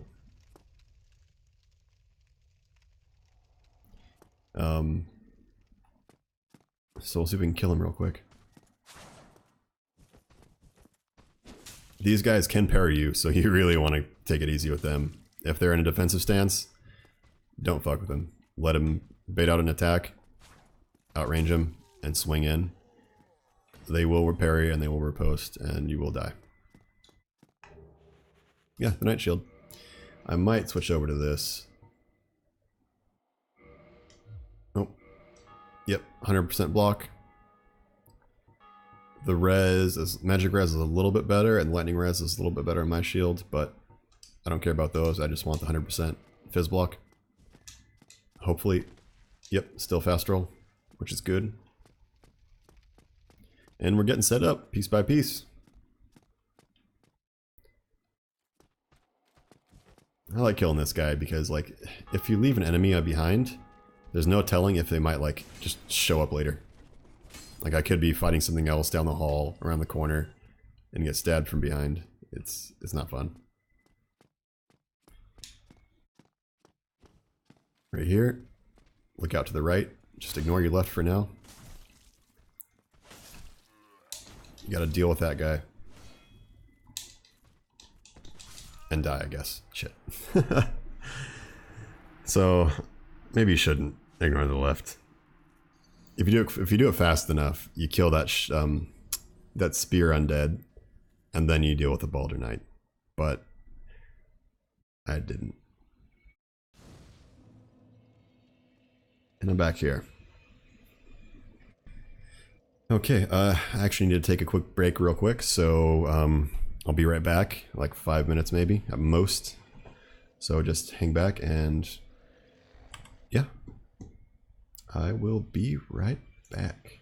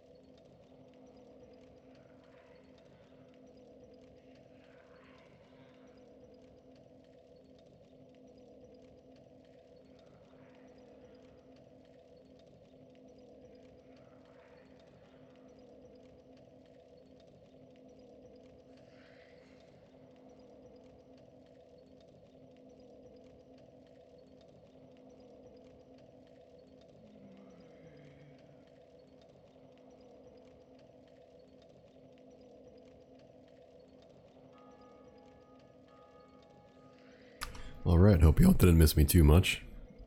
We are back. Just playing some Dark Souls Remastered, casually of course. We have just killed the Taurus Demon, and we made it past the Drake Bridge. And now we're making our way onto Andre and what will be the next boss. Just one quick second while I get back into the stream. Hey everybody, here I am. And I was going to also do this, bang, bang, boom. And here we are. Okay. So I just came through up from up here, and I fought this stuff already. Because the boar is dead. I guess you can only kill him once. Can't really say I knew that, although I'm not surprised. He's kind of a unique enemy. Yeah, just run back through here. Hi, bye. Hi, see ya. Hi, see ya.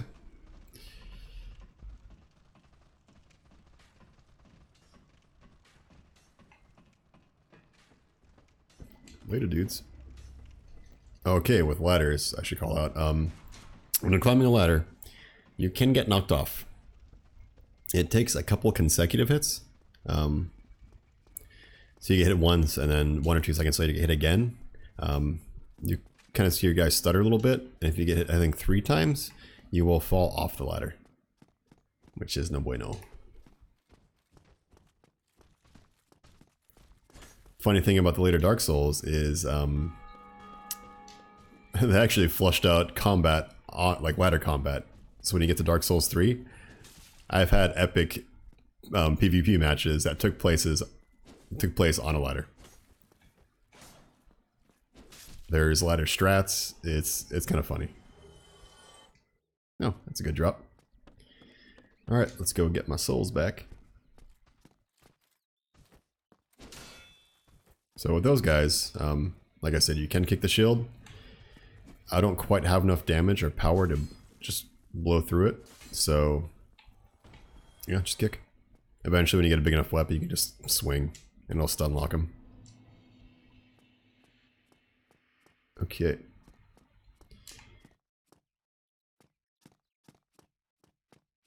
So down over here,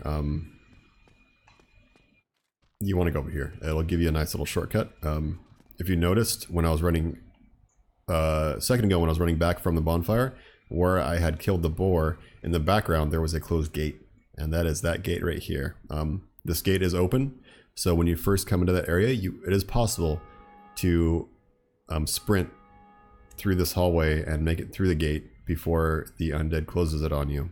But it's, I like just killing everything and taking my time more.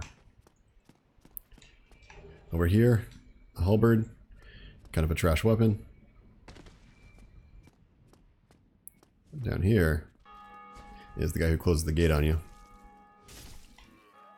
Pick up this key. This key is needed for progression into the lower undead burg.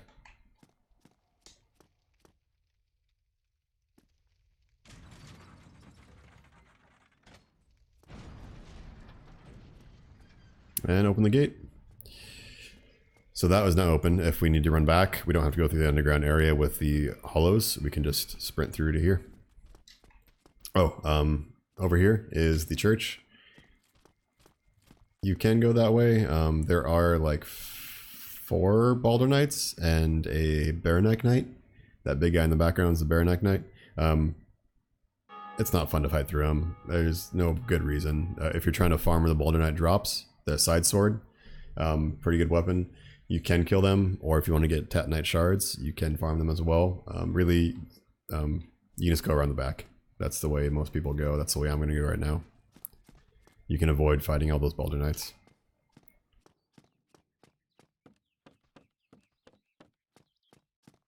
Whoa, whoa, whoa. Those ragdolls in this game. I love them. Choop. 10 points. Good technique. Alright, these guys. You die, I guess. Man. Oh, that was sad. That was sad right there. Yeah, like I said, just the basic hollows, man.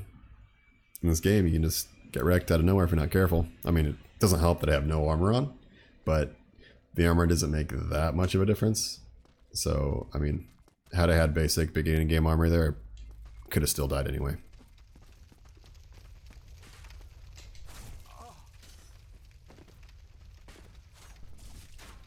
And we're getting hairy. Don't stab me.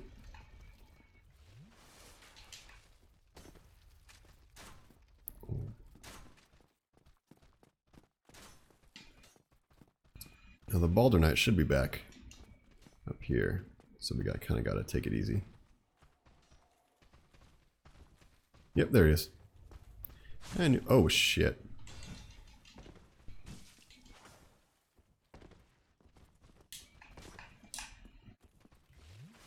Okay, so one thing to be careful about, what I just did there was kind of stupid because you can actually get backstabbed by enemies. It was very risky. But I will actually just...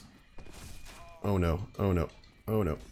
I got my souls back, so I'm okay right now if I die. But I kind of don't want to die, I can run back again.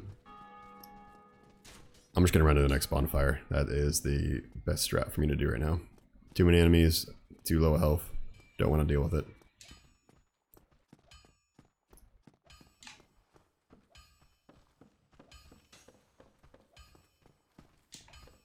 Down these stairs. Bonfire.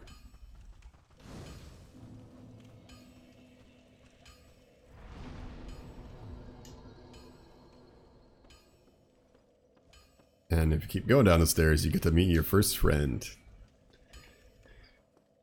He is good old Andre of Astora, the blacksmith. Well, you must be a new arrival. I'm Andre of Astora. I'm Andre of Astora. Speak to me.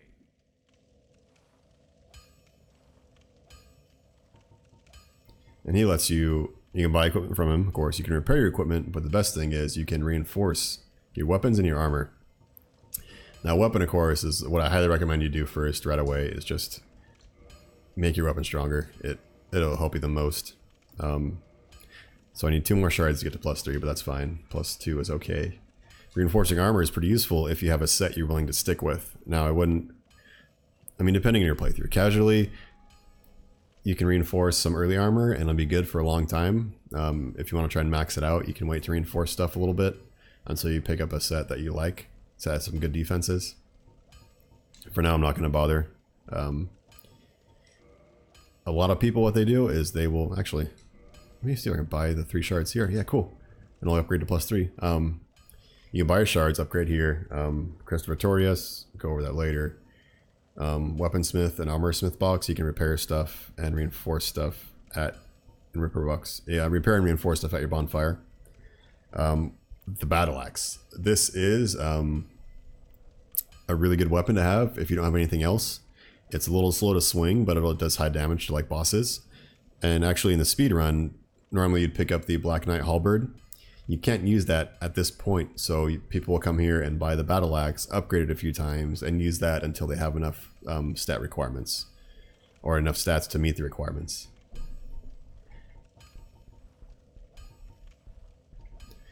Arrows, I don't need any more arrows. I'm probably never gonna use arrows again in this game. If I do, it'll, yeah.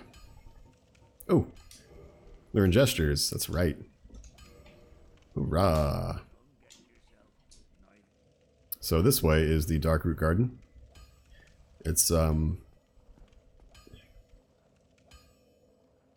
of a dead end area. There's important stuff there, don't get me wrong. Like, you want to go there, you have to go there, but I'm not gonna worry about it yet. I'm going to go up here and finish off the church.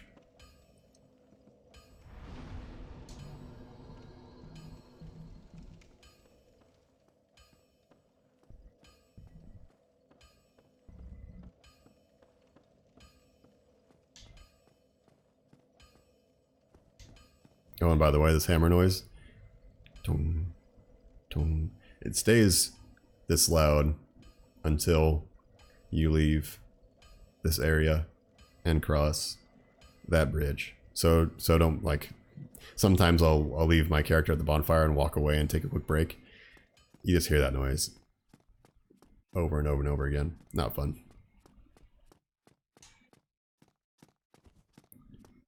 Alright, clear out some dudes. Come over here. Backstab this guy. Which is what I was trying to do before I got murked by these dudes. And you'll see now my damage went up by like 20, 25 from those few upgrades. Ooh, I forgot to upgrade it to the third time. Gotta go back. And backstab damage is where it's at.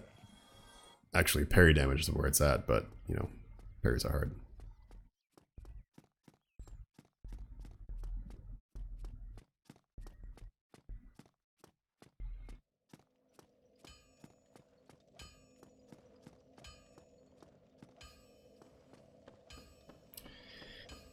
And once I upgrade this one more time, we'll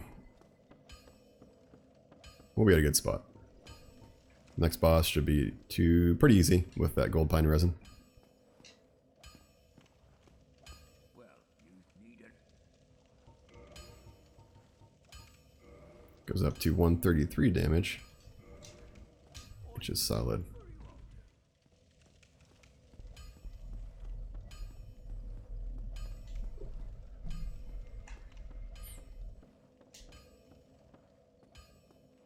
Sorry, 1 second. Oh. Man, I love spam notifications. I'm pretty sure I turned those notifications off in the app, but they still keep coming through.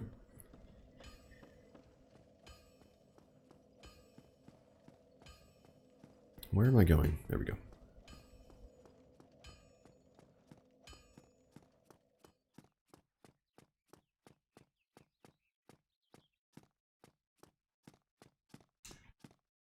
Alright, now we're going to venture into the church.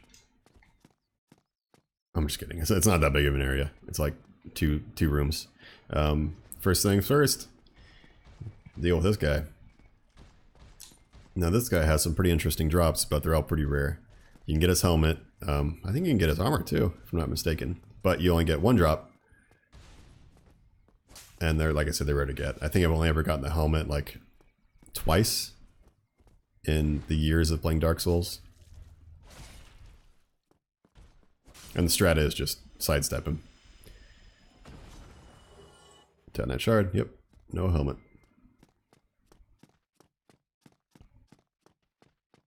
Go up here. Now where he was standing is going to be a really important drop. It is the Firekeeper Soul. What the hell does this do?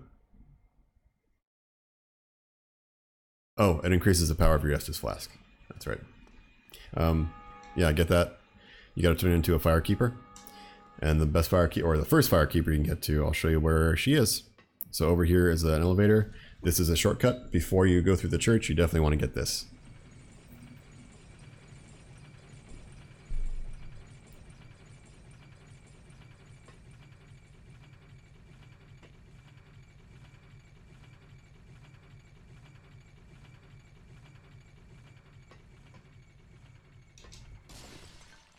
And this should lead you to a nice familiar area. Good old Firelink Shrine. Alright, pick up a soul, jump down here. You don't have to jump down there, I'm just doing that because it's quicker. This guy, he was here at the beginning, but I just didn't talk to him. He's a Petrus of Thorland. Have we business with? If not, I prefer to keep a distance, if possible. Hello, I realize that I have but I also want you to know. Here, no, go ahead. Here's a copper coin. Here's a penny. As a sign of our friendship, or good faith. I have to await my. So what if I would that? And this is what he's for. Teaches you miracles. Very well. Go and hit yes. You have to join his covenant. No big deal. You can just switch covenants in this game anytime. And I think it used to be you get a penalty in the original Dark Souls. You lose, I think, like 30% of your loyalty points when you switched covenants, or maybe more. Maybe it was all. But anyway, you lose a lot of your loyalty. But in this game, you can just switch back and forth, no problem. Only their ultimate. you can also get your miracle, the talisman here, if to cast your miracles, the miracle catalyst. Come again. All right, now keep going down here, and we'll be back to the Crestfallen Knight and the first bonfire. And here I will go ahead and also rest here, so I can get my 10 Estus flasks back. So from the bonfire, there's stairs right next to the tree. Go down these stairs. And on the left here, there's a cage with a girl inside. She is the Firekeeper of Firelink Shrine, who cannot speak. All you do is reinforced Estus Flask. It takes you Firekeeper Soul. And it turns it into, you see on the bottom there, Estus Flask +1. So now I heal more. Eee.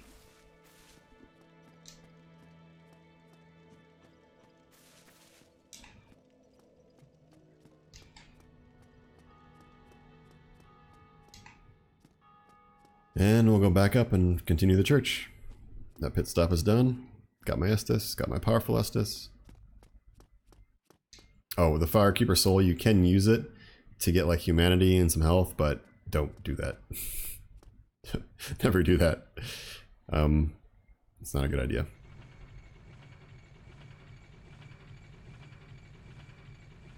That face. Ooh, so pretty.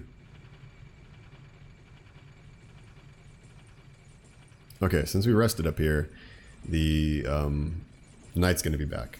Is he back? No, he's not back. Okay, he dies once and he's gone forever. That's right. So you see, he is gone. Yeah, no more knight. So from here, get these stairs.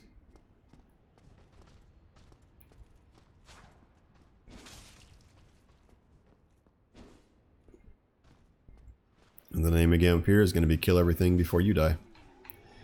That's simple. Ooh, pillaged body. Buckler, one of the drops, and the Balder helm. So you can get, can you get the full armor set? I think so. But the side sword is what most people get from these guys. I can't remember why it's good. But for some reason, people like to get it. And here, this is the fun part. This will wreck a lot of casual players. Remember how I was saying how 2 or 3 hollows can wreck you if you're not careful? This spot has like 10 hollows or more. And they all get buffed by that channeler. The guy dancing and singing off to the left, shooting those magic bolts at me. Yep, there it goes. That guy right there.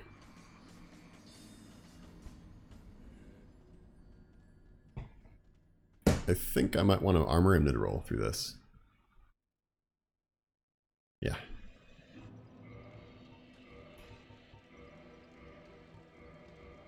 Put a Balder helmet just because I have it.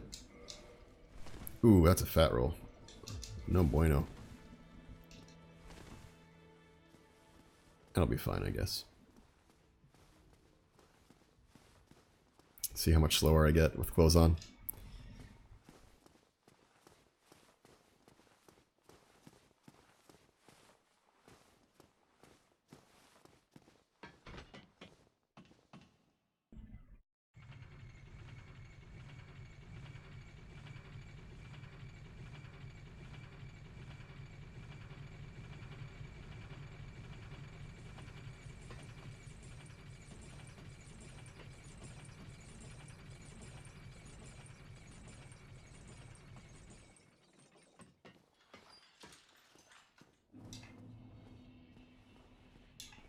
And back at it. Best thing about this game, like I said, is going to be don't worry about your souls and just keep going. I just died, just run back, fight the same enemies again, just get through.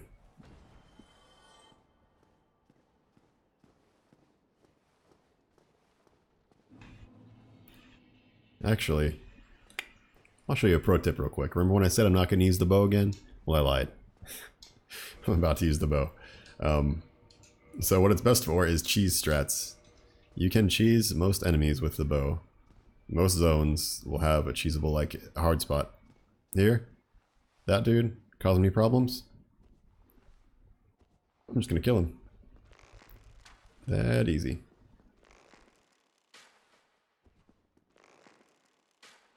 Headshots do the most damage and usually stagger enemies. There are 1 arrow for each of his eyes. And he's dead. Oh, and he dropped. Oh, I don't think he has any drops. So that guy actually has some cool drops too. Like the Black Knights, they are pretty rare. His armor, of course, is droppable. You can get that. And, oh, you know, I'll fight through these knights and see if I can get to him. And his weapon, the Chandler Trident. It's just swag, pretty much. It's a cool weapon, and it has limited uses if you're online, like playing with teammates, because you can give people buffs. But essentially, it just lets you dance. You can equip this weapon and just dance. It's ridiculous and amazing.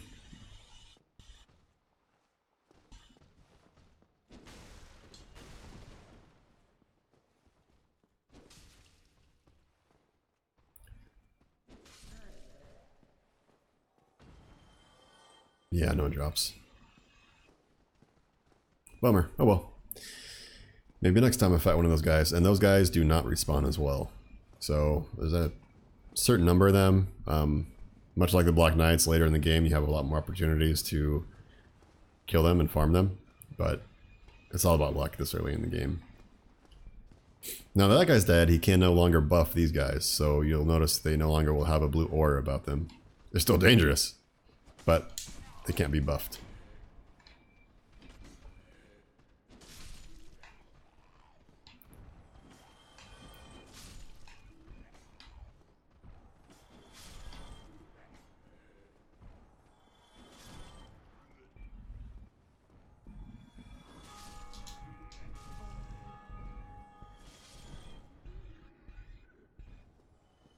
And that should be all of them taken care of. Cool. Run over here, get this pickup. Now all these souls I'm picking up, you can use them to get more souls. You just pop them and you get souls. Usually it's anywhere from like 50 to... In the first playthrough, the most common is going to be a few hundred, maybe 1,000 if you're lucky.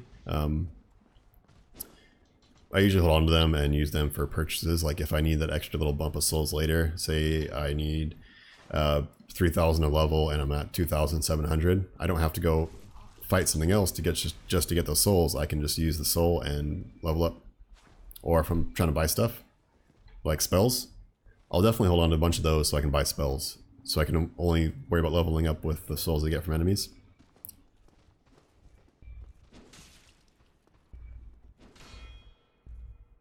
No, like I said, be careful with this, guys. They will parry you. That attack, I guess I kind of got a little lucky.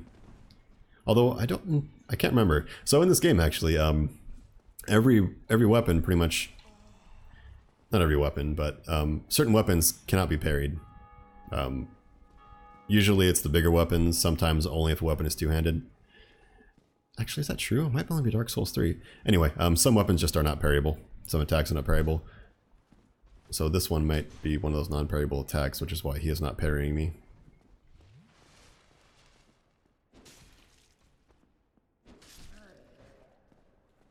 That was a tougher fight than it should have been for sure. A little bit distracted with talking, I guess.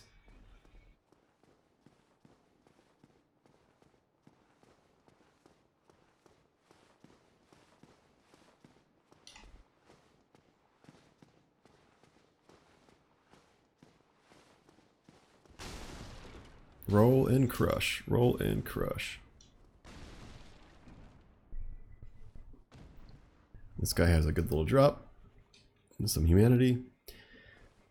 Pretty much humanity is used for healing, primarily. You can, so the more humanity you have, that number on the top left next to my health bar is how much humanity I have. The more humanity you have, the more resistances and defense you have. It's not a huge amount, but each humanity gives you a little more, and also slightly increases your item find. Those things are important in some cases, but more than not, you're going to be using humanity as a healing item, because whenever you pop humanity, you heal your full health bar. So if you're running low on Estus flasks, just go ahead and use your humanity to heal up if you're in a tough area and you really don't want to go back to the bonfire. They are a little bit limited. You can farm them later, but just try and keep that in mind. Still human, then I am in luck. Could you help me? As you can see, I am stuck without recourse. This guy is Lordran, and yeah, the mystery key. So this was grabbed. Yeah, it was after the dragon by the boar area. There was the hallway. I think that's where the mystery key is. Yeah, so you free him, and he is grateful. Knight Lordran of Karim. I truly appreciate this. And he gives you a reward, but only later. How much later, Lordran? You might be asking yourself. Don't worry, we'll find out soon enough. Spoilers, I guess. It's not that much later.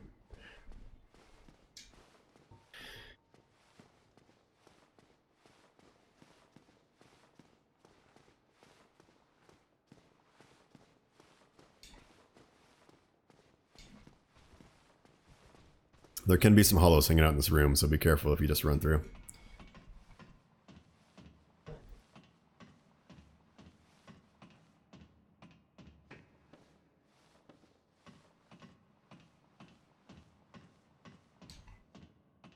Alright. I think you know what this means. We got a good old boss fight. Now, I have 3,000 souls. You might be saying, Cody, go spend those souls. Go spend them. No. Oh wait, I don't want to go back to the bonfire and run all the way back again. I'll fight this boss. Hopefully I get to keep him. I might not, but hopefully.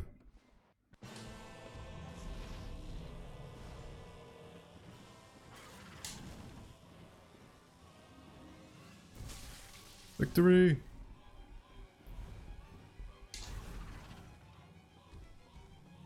You can switch over to two-handed weapons if you want. It offers a little bit more damage in some circumstances. Well, in all circumstances. But it's a matter of whether or not you think the risk of taking more damage is worth it. Because you can't block. Usually with bosses it's fine because you can't really block their attacks effectively anyway.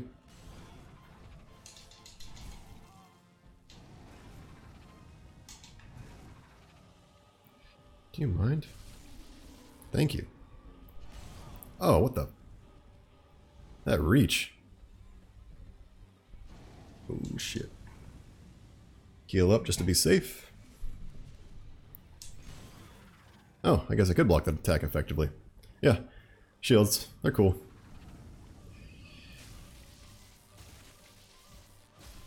So the first gargoyle, just smash him fast, keep going.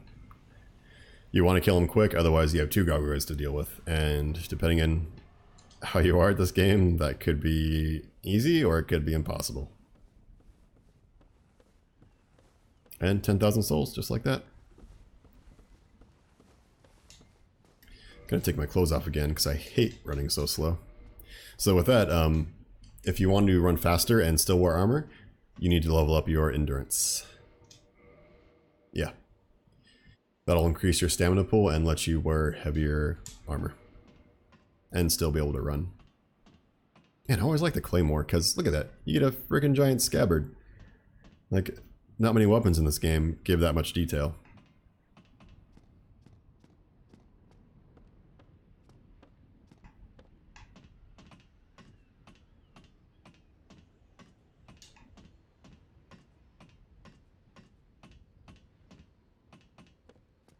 And up here we have Praise the Sun. Yes, indeed.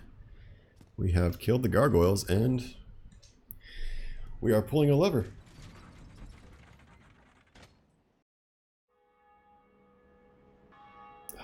And that marks progress step number 1. Ring that bell. First big boss done. Now we got to move on to the second bell.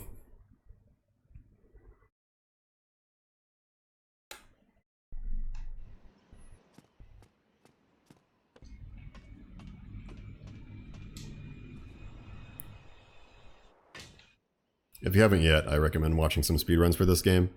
They're pretty cool. I forget the timing, but I think glitch category nowadays is like 30-40 minutes, something like that, to start to end. You can just charge through, sequence break through a gate, glitch your moveset, glitch your weapons, so you do all damage, and just kill, like, I think there's, including the end boss, there's 6 required bosses for this game, something like that. And you can just destroy them all fast with glitches. And skill, of course. This game does take a lot of skill with speedrunning. You have to not get hit, which I often do. So hence why I haven't got very far with speedrunning.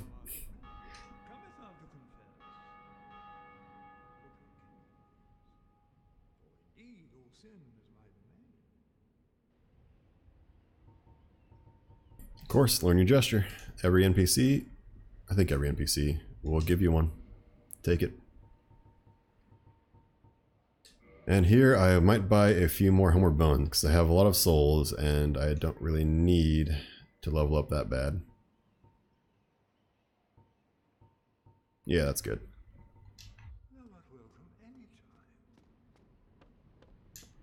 And I'll go ahead and use one of those homeward bones right now.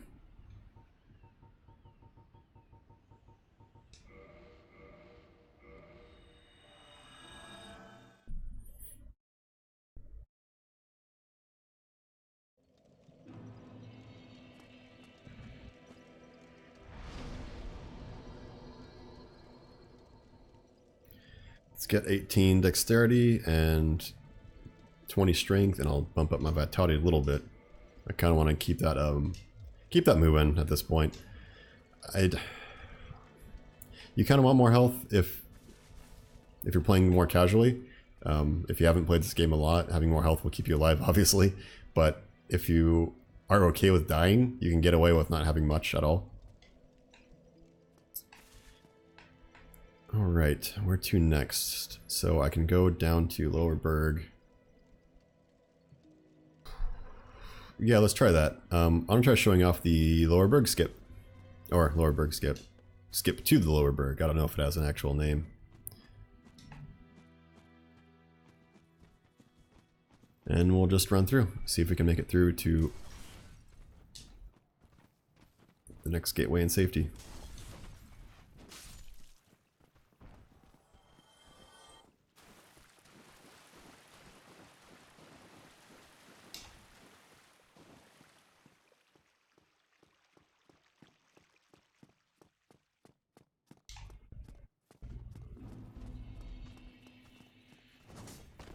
Oh, later, buddy.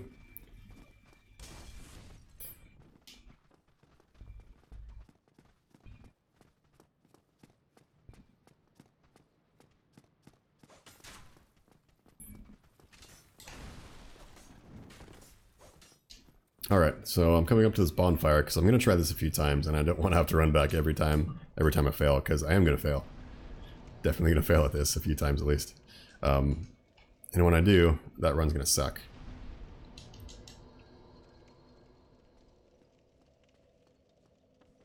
So first place I want to go is going to be back down to the Undead Merchant and that side path down there.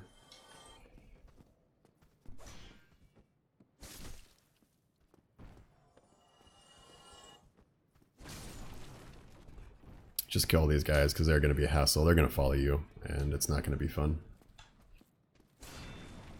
Let's see, I don't know what mechanic controls it, but you can see there where my swing did not bounce off a shield. It might just be the size of the weapon. Yeah, see, two-handed I can just break through his defense. I no longer have to kick them, which is nice. Saves a little bit of time. Or some button inputs, I should say. Parry that guy through the shield, or through the shelf. Take him out.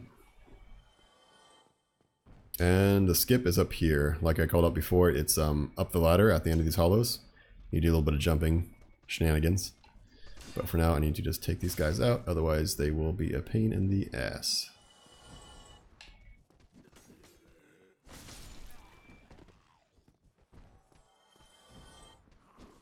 Come on. Close one. I don't want to lose health if I can help it, because I'm going to be taking a lot just from fall damage.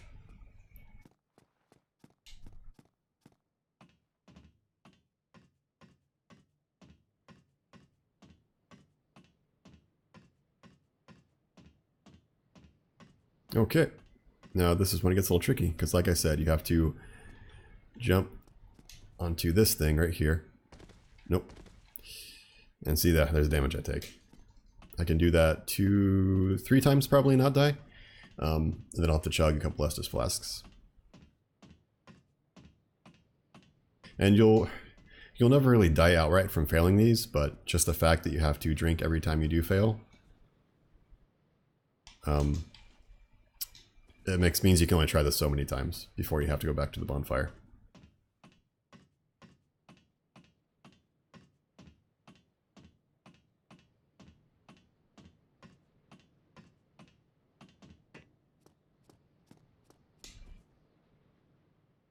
Nope. Drink away.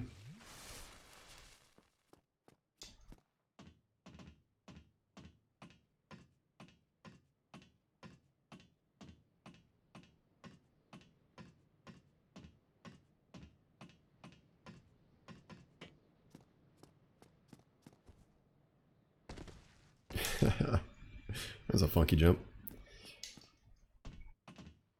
And yeah, you just gotta keep doing this over and over and over again. I mean, if you actually knew how to do this and practice, you could do it relatively easy, I believe, but I don't and I never do, so that looks pretty good. Nope. Nope, need to heal.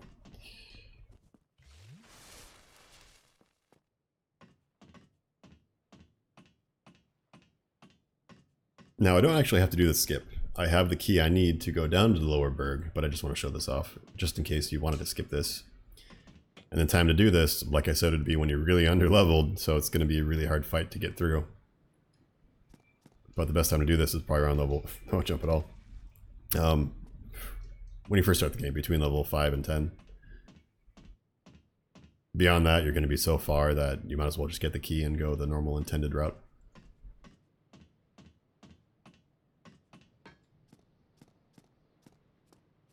That's not the run button. That is a botched jump for sure.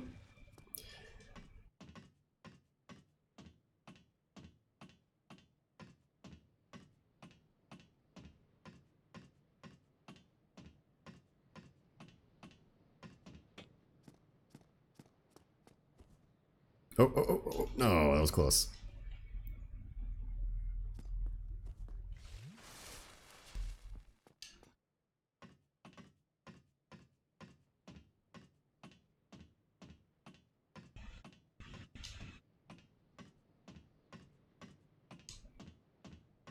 Has anyone here ever done this skip before? Hey! Oh, come on. That looked promising.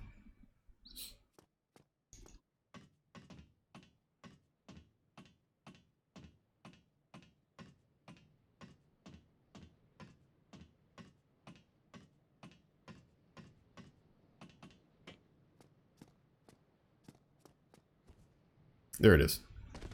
Yep. So now I need to get to full health. And this is fun too, because I might fail this. Need to run and jump off this. Yep, there we go. Just like that. And chug your butt off because you're about to be attacked by something. Yep, there's the first enemy. Dogs and rogues.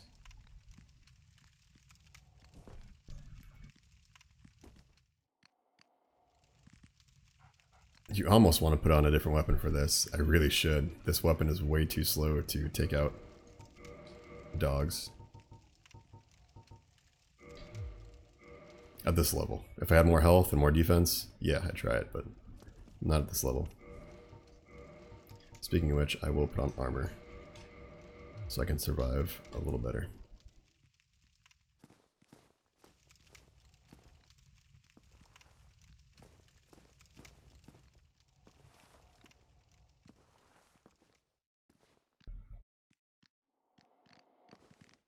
There's the first dog. And they come in and just run into your shield and then just spam R1. These are Dark Souls dogs for you. They are unforgiving and easy, but difficult at the exact same time. Here's the rogues. 3 of them.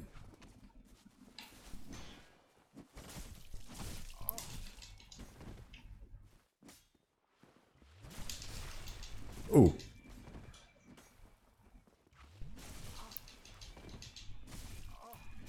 Yeah.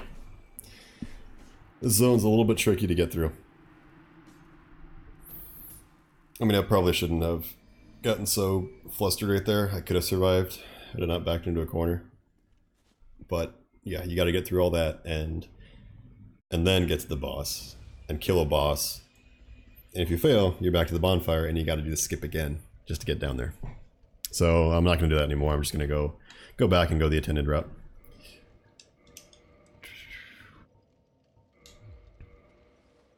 There is actually a glitch on the boss. You can, not glitch, an exploit for the boss. You can stand outside the fog gate and throw firebombs over it and kill him, but it takes a lot of firebombs to do.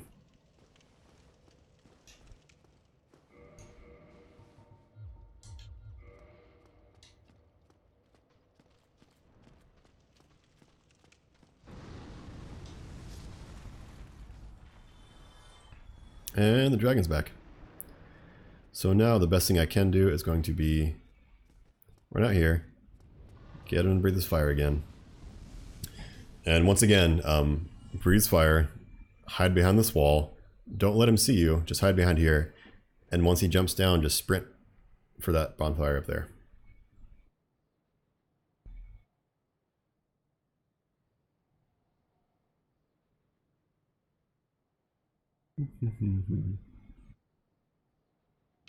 There he goes. Run. If you want to, you can try and kill him. Look it up online. There's a video of...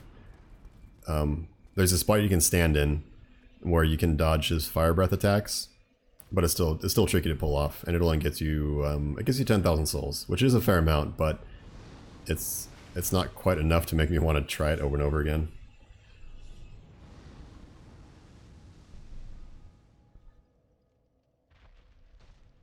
So I'm going to wait here until he decides to come back up on his ledge.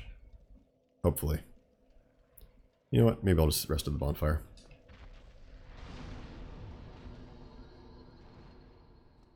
Yeah, see, there he goes. He flies away. So now this bridge is safe from fire. For the time being. I think if I were to run across this bridge and then run back towards that bonfire, it might spawn him again. Not on top of the bonfire, but when he flies across and blows fire across the whole bridge. And this spot is where we're going. This is the basement key. You get that on the other side of, by the church entrance. I picked it up by the gate that you have to open. The giant gate. And all we're doing now is going to the area I was just at with the skip to get into Lower Berg. I'm just going to Lower Berg normally. So we'll get through here, go up these stairs to find your first shortcut. No, I guess not first shortcut. The ladder was the first shortcut. Crack this open. And you'll see where I was at.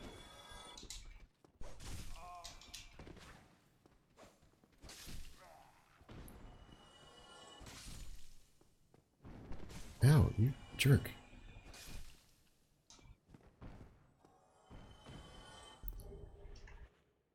Okay, right over here is just, that's one of the first bonfires you went to. There's the Undead Merchant area down over there. So yeah, this gate over here opens up, and this is your quick path to Lower Berg. Actually, I'll go rest at this bonfire real quick, so I don't have to run back from the Drake.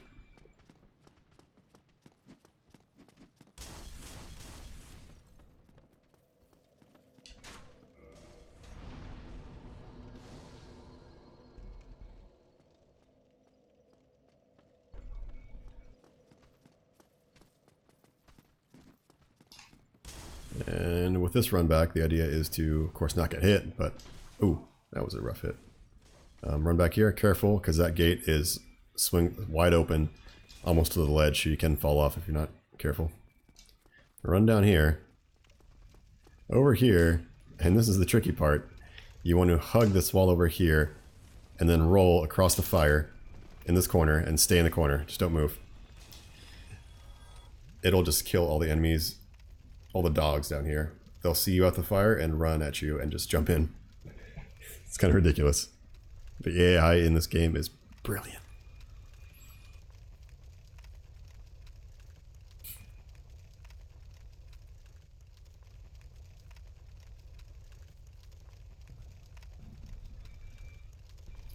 I'm gonna check one thing real quick. Make sure. Oh, there's a dog. Yeah.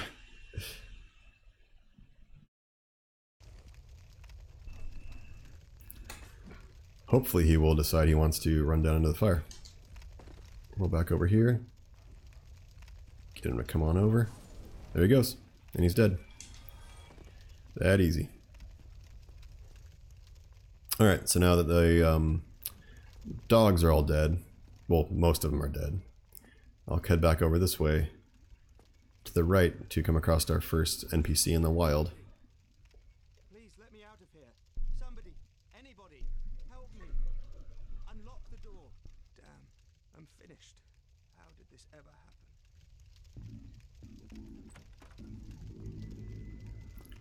Good old Griggs of Vinheim. Opened the door for me. Thank you.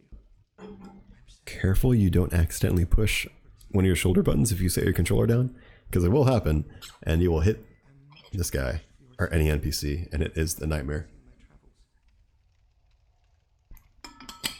Because they might be okay after one hit, but if you accidentally hit them twice or so, depending on the damage you deal, they'll aggro. And once they aggro, it's hard to get them off you. I think you have to go back to Velka, the NPC after the gargoyles, and pray for absolution. And it costs a certain amount of souls. Oh, hello. I have my sword. Besides, I have an... Oh, is he going to go back now? Oh, hello. I'm fine. Yeah, so he'll come back to Firelink Shrine, and we can then learn spells if we want to. They are going to be relatively basic spells for now. But, hey, if you want to go into Sorcerer, you can.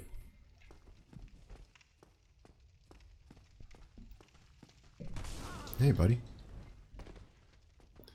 Take it easy, buddy.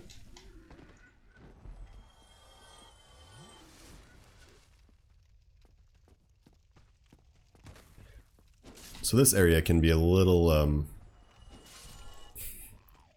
monotonous sometimes, because if you die at the boss coming up, then you have to run back from the bonfire I was at, down the stairs, and then deal with a lot of the enemies again that you just had to deal with.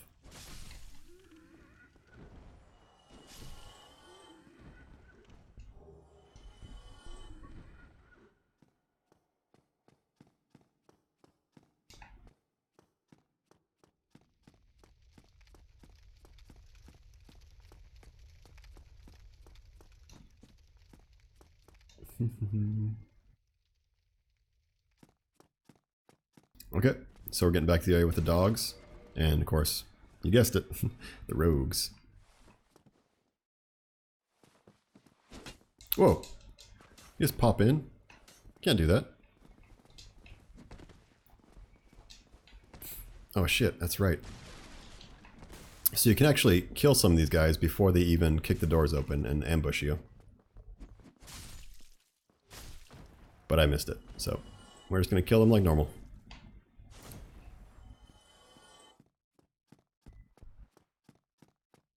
Inside one of these doors is also the some armor or a weapon, like a mail breaker. Yeah, there we go. Hey, I was right.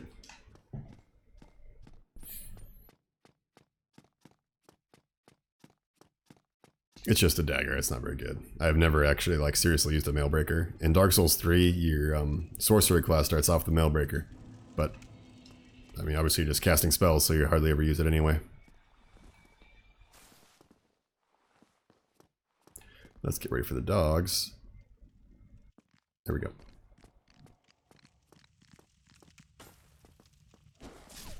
Ooh, counter hit. Come on, buddies. Let's go.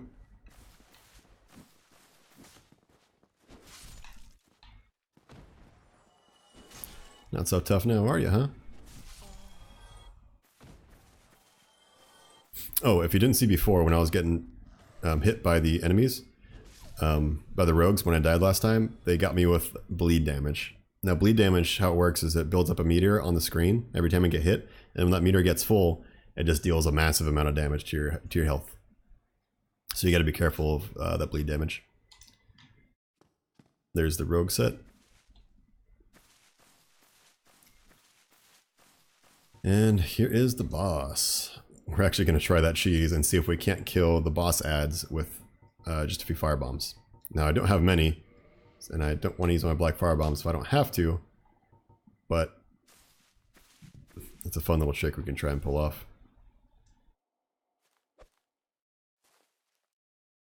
Not that way.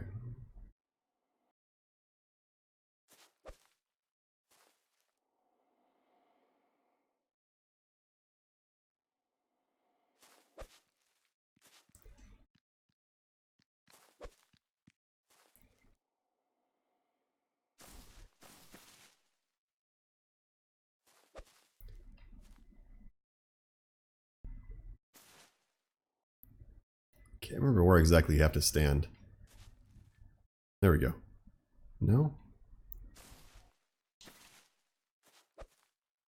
Unless they already died. That should be it.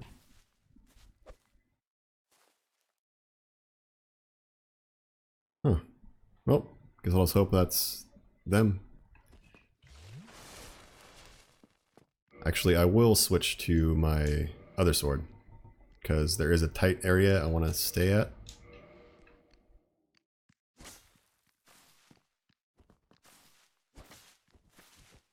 I think I hear them now. Yep. Okay. Yeah. So there's an area I want to stay at. This kind of you can abuse the boss arena and stay in a zone that lets you fight these things one at a time. So we'll see if I can get it. The tricky part here is running past everyone and staying safe. And we might get it. There we go. So I stay here.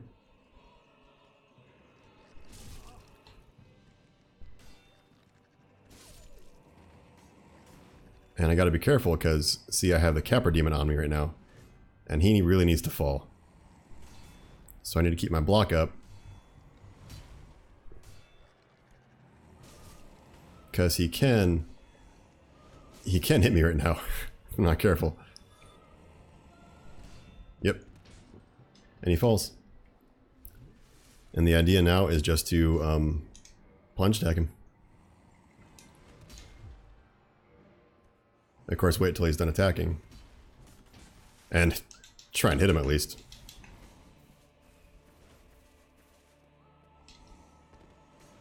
But yeah, come up here. He will either chase you, in which case you will try and make him fall down.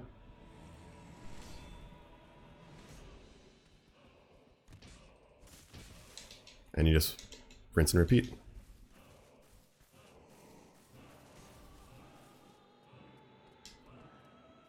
And this is the boss where you have to kill it if you do the skip. He is a little tricky, to say the least. I mean, he's not too bad to fight one-on-one, but this is just so safe that I'll just, as I get fucking wrecked. This is relatively safe, that it makes the strategy worthwhile.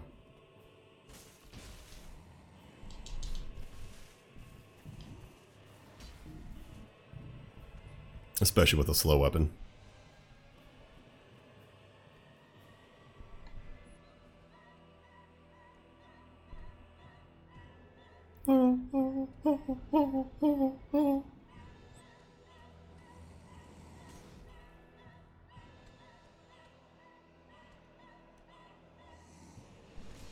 Come on. You want to fall? There you go. There you go, bud. Ooh, that was good damage. And dead. And we progress.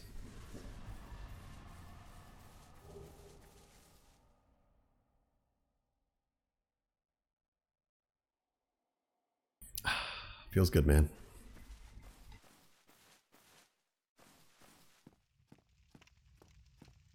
It's kind of weird, I think. Like, so gargoyles, you get 10,000 souls. And yeah, the gargoyles can be tough. They can be tough if you don't have a lot of practice with them. But Capra Demon, I think, is much harder than the gargoyles at any point in time. And you only get 6,000 souls from him. Maybe he's considered like a mini-boss for some reason.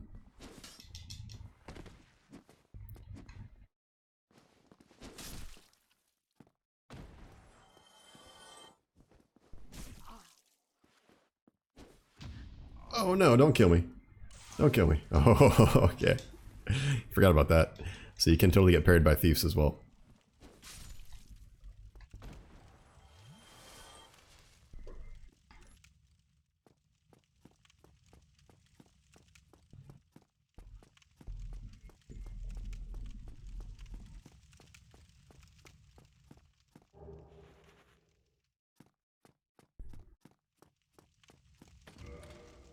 Alright, that's the door you unlock with a key from the Capra Demon.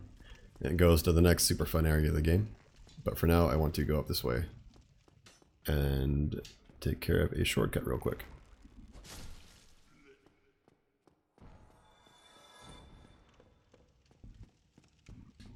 Oh, too high.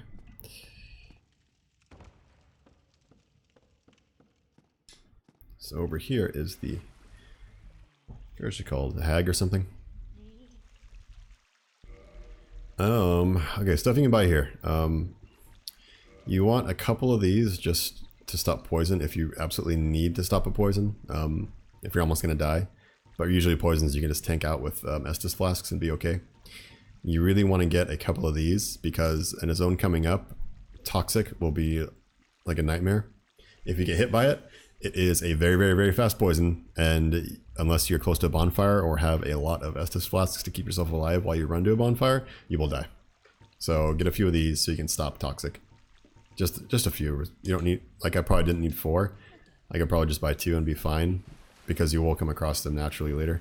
You just want to have a few in the bank.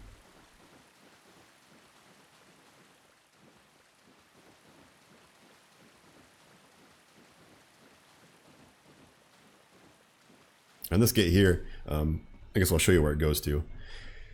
Open it up and keep running. And you'll see that it leads to the aqueduct or water path from Firelink Shrine. Almost on cue, not too bad. Now I'm debating whether or not I want to go down to that bonfire. Because if I don't rest there, if I die in the area coming up, I'll have to run back from... Yeah, it's pretty far. It's from the Upperberg bonfire. And the next closest one, I think this has to be the closest or at least easiest one to get back from. Yeah. Okay, let's go get this real quick. And I guess this would kind of be a cool little check eventually, like the way the level progression in, or level design is in this game. Not character level, but like the world level. This could potentially be one of the instances where you come back to an area you've already been through, and you recognize that your character is getting much stronger.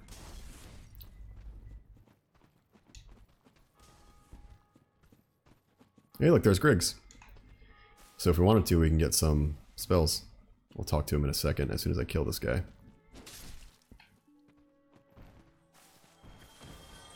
Oh, hello. I regret meeting you under such compromise. At least we both made it back. Hey, bud. Later, bud. Did you see them? The 3 young clerics headed for the catacombs to seek kindling. Kindling is the art of feeding bonfires. The poor young girl sent what a terrible mission she... Who? Oh, those 3. Terrific to see us both in one piece. And pray that you never go hollow. Come on. Oh, hello. Terrific. And pray... Maybe I have to just come back to get my spells. I'll try talking to him later. And we got some new NPCs. Oh, my guess I will be... So, it was a pleasure. Oh, fun little tidbit right here. If you are hollow, they will have some dialogue about your appearance. So I'm going to run back and turn into a human. Or reverse hollowing, I should say. So we can get my nice beautiful face back. Oh yeah. There it is. Ta-da! And out of the fire rises the phoenix. The Phoenix Paulé.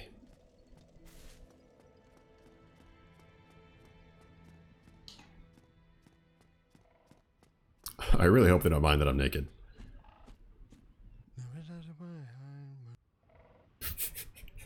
There's that unique dialogue I was talking about. No, I'm just kidding. What have we here? You look awfully raggedy. Times are grim. The least you can do is look sharp. Don't you dare meet my lady like that. You might scare her off for good. So he kind of says something like along those lines if you're hollow, but he's more of a comment about your appearance rather than your clothes. You are undead as well. Then we've no time to fraternize. I have my mission. We must not let this curse overcome us. Did I not explain the... Or are you so uncouth as to lack such judgment? By the looks of you... Did I not... By the looks of you... Okay, let's get some levels and run back to the next zone.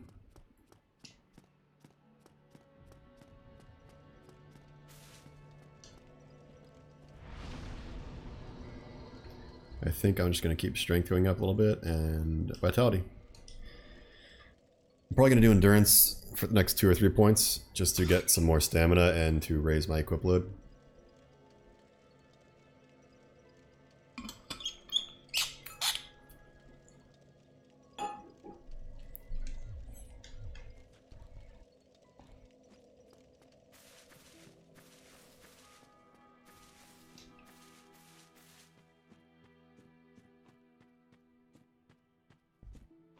I'm just gonna run back.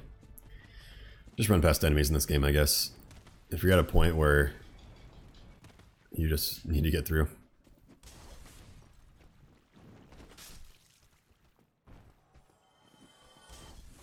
Like the souls I get from them are just such a small amount, relatively speaking, that I'm not gonna bother.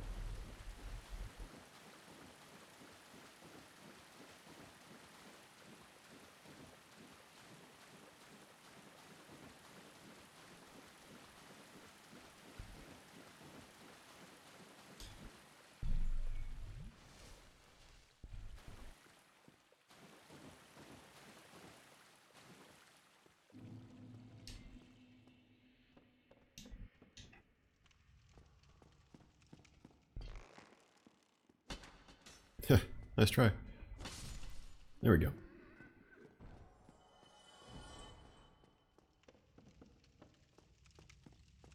Alright, in we go. Actually, let me turn the monitor brightness up a little bit because this area is a little bit dark.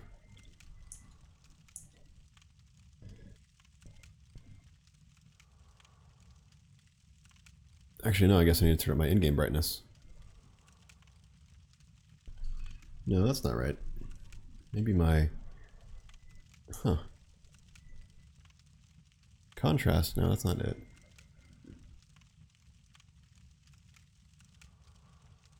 Maybe it's the game mode? There we go. Yeah, I think it's...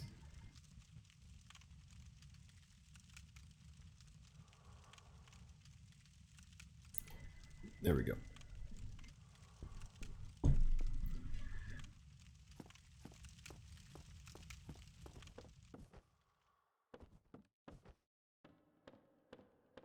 Now that I can see. So yeah, this area is very dark. You know what? I think I should add the torch just for some flavor. Oh, shit. I think I might. I'm not going to be able to block, but it sure is going to look cool. Oh no, I didn't buy a torch. Oh, come on. Nope, no torch for me. No torches. Actually, can you buy a torch in this game? I can't remember.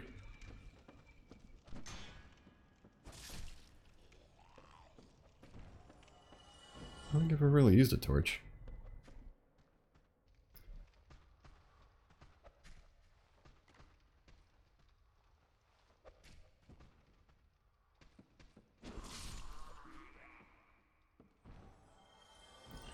Okay, now there is a skip right here. A very, very small skip.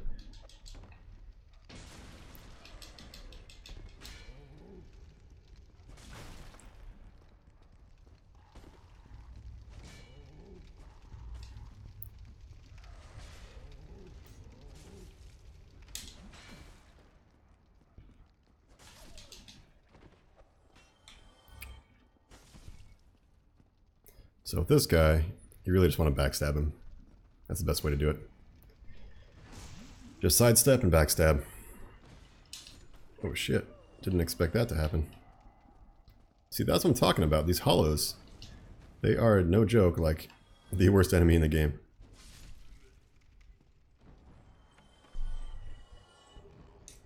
Large Ember, so I can upgrade weapons to +10, I think, with that. Right now my limit was +5. Speaking of which, I really should go upgrade my weapons.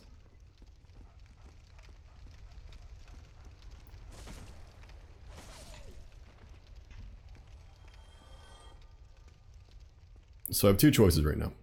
I can run down this hole back here and take a little bit of a shortcut down to the next boss and skip a lot of this area. Or I can walk... Yeah, I'll do this. I really don't want to run through those dogs in the water. Oh man, OP strats.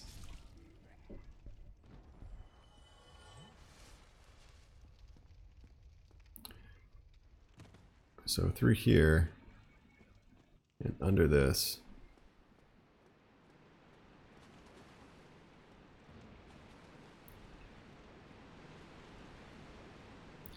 There's a big rat boy.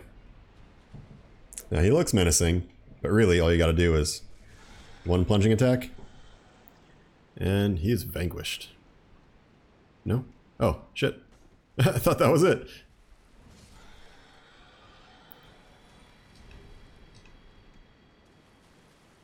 Yeah, that's one of the few enemies that have like unique plunging attacks. Usually you just fall on them and they deal damage, but in certain cases you'll stick there and like stab into them. Grab that real quick. Ooh, this whole... Yeah, cool. I'll be able to use this to get a shortcut back to the bonfire. With that, sewer chamber key. So this part, this took me a long time to figure out, and I didn't figure out myself. I figured out through a video. But this waterfall here, it is, it looks like a death trap, but you can actually hug the left wall. Just hold down left, and you can get to the bottom. Otherwise, there's a hole there and you fall. I think you die.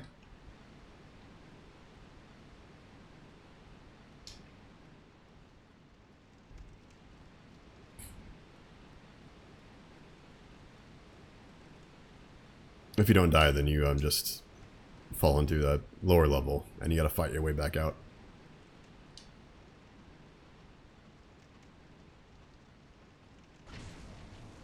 I just did a plunging attack from like 2 inches in the air. Oh man. That's golden. This is... oh yeah. Rats over there. So, about humanity. I mentioned earlier that you can farm it. This is the spot where you want to farm humanity. There's lots of rats in certain areas of the sewers, so they drop humanity. And what you do is just come to the bonfire, kill the rats, then come to the bonfire and reset the rats, and then wash, rinse, and repeat. God, I really should upgrade my weapon before I go any further. Where's the next chance I get? I really should have bought that upgrade box. I'm gonna have to go back. Yeah, I'm gonna have to go back. So, it's kind of the bummer about this game. I shouldn't say it like that, but in this game you unlock teleporting about halfway through the game, as opposed to Dark Souls 2 and 3, where you can teleport essentially at any time you want. The upside of not teleporting too early is that it encourages better level design. In this game, has much better level design than the other two games. But the downside is that it can become a little bit of a drag. Like in a case like this, where I really want to upgrade my weapon, because my progression moving forward takes me in a route that is not going to go back to the blacksmith anytime soon. So I really want to make sure I'm up to snuff before I continue the sewers.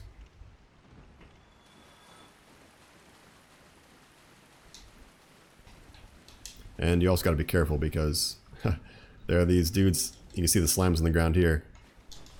Oh my god. That was tough. Do you see how much damage that fire did to me? That charging fire attack? It's a multi-hit and it just did like my entire health bar.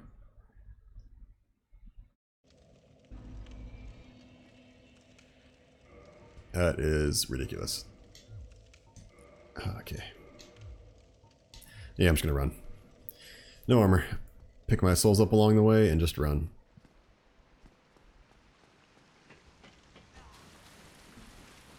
Because not only are there undead up here, are hollows, there's slimes on the ceiling. And those slimes will land on you and do like a grab attack. It's not too deadly, but it just takes time to recover from. And if you're getting attacked by other enemies, it is not a good time. And this zone is the area I said I didn't want to go through before, but I'm going to go through it anyway because I have to go back out.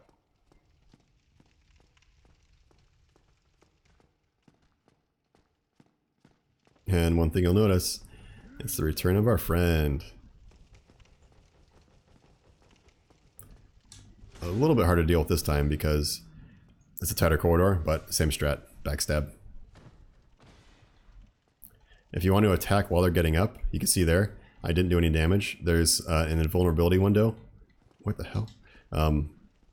Where you can't do any damage. You have to wait until like 2/3 of the way through the recovery animation.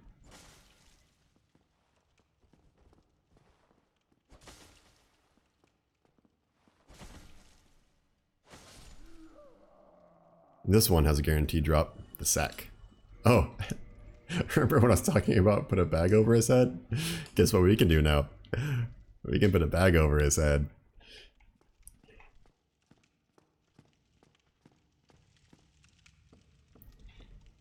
Okay, and up here, you hear that? Do you hear that? You must help me. Okay, let's try and help this guy. All right, pro tip. This guy's stuck in a barrel. Don't swing to break him free, just roll.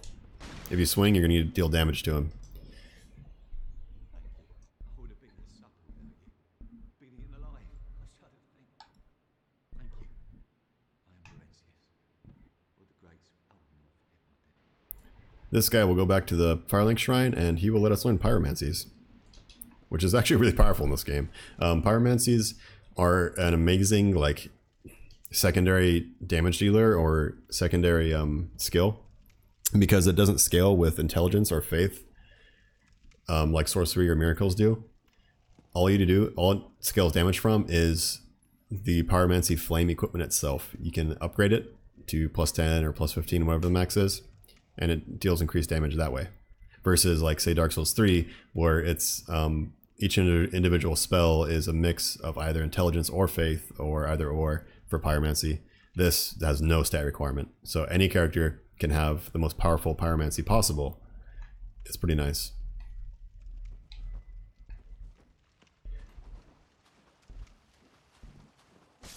This is a spot I didn't want to go through. It's not that big of a deal, but it's just dogs and deep water, and it's just not a fun combination.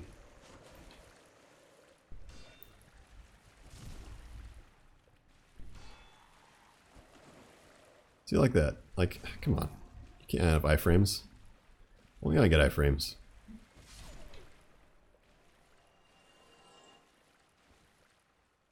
I think there's only 2 dogs in the water. But then there's another 2 dogs upstairs.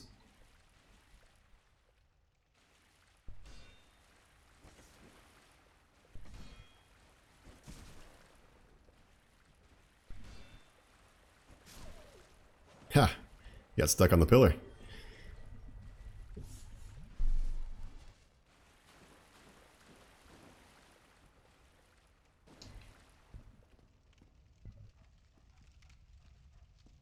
And this is the table up there where the first giant guy with a knife was.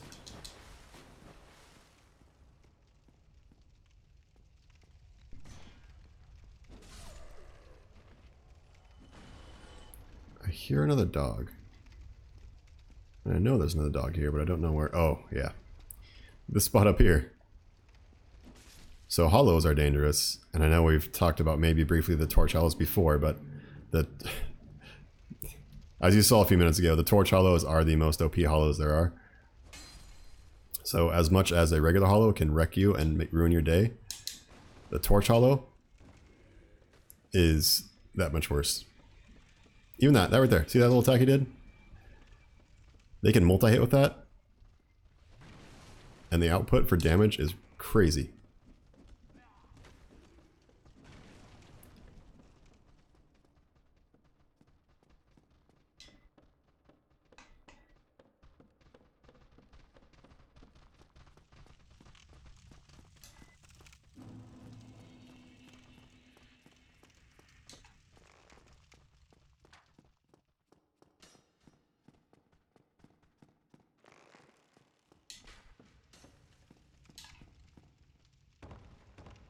Alright, so I think I'm going to get to Andre. I'm going to do my upgrades for my sword, and then I'm probably going to take a quick break and get some food.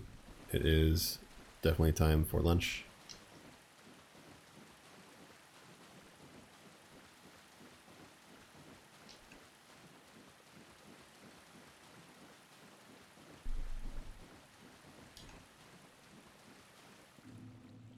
Hey, buddy.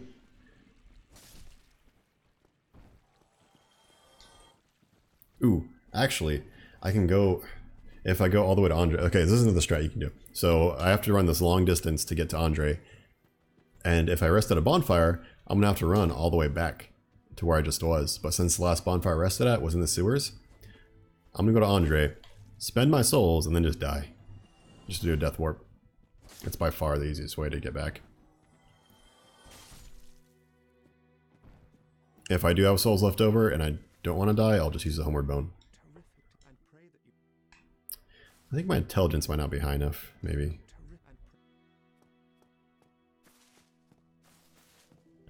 So he's there, and now the guy we just freed, not Lordran, oh, I need to talk to Lordran. Yeah, this guy, I forget his name. He's here. I have my pyromancy that grades. Oh yeah. I think you have a knack for it. I'll be pleased to help. Yeah, one up here. So here's our first pyromancy flame. Right, let's get some. So he actually will let you upgrade your flame here on the spot. You don't go to Andre. But since I don't really care about pyromancy yet, I'm not going to upgrade it now. I need to save my souls for different progression. But while I'm here, I will go down to Lordran, and we will see what he wants to give us as a reward. Because if you remembered a long time ago, the Knight in the Golden Armor, we saved him in the church, and now he's sitting here, next to our Firekeeper. I have your reward. I am A grateful single sunlight medal.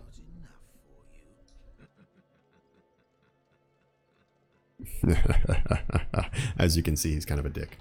So instead of letting him live, we're going to do something fun. Push forward and kick at the same time. And kick him off the edge. You only get 1,000 souls, but at this point we do a save and quit. And load back in. And in this game, when you save and quit and load back in, after an enemy drops off the ledge, their normal drops will then appear where they last were standing. It's like, for instance, if you're running along and you run off a ledge, the souls you drop may not be exactly on the right next to the ledge you fell off of. They'll be at the last known point where the game knew you were. So 5 humanity, and this thing right here, the Ring of Favor and Protection. It's one of the best rings in the game, but it has a big downside. So first off, it gives you more HP, more stamina, and more equipment load, which are all great things. The downside is it breaks when it's removed. So I'm going to equip it once. If I ever unequip it, it just breaks and I lose it forever. Well, I guess not forever. You could go through a New Game Plus cycle and get it again, but you only get one per new game. But since I don't need to take it off anytime soon, I'll just leave it on.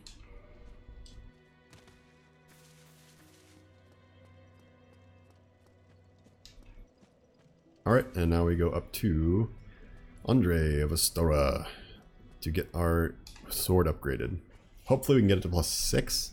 I don't know if I have enough large tatanite. I don't think I've found enough. I might be able to get +5.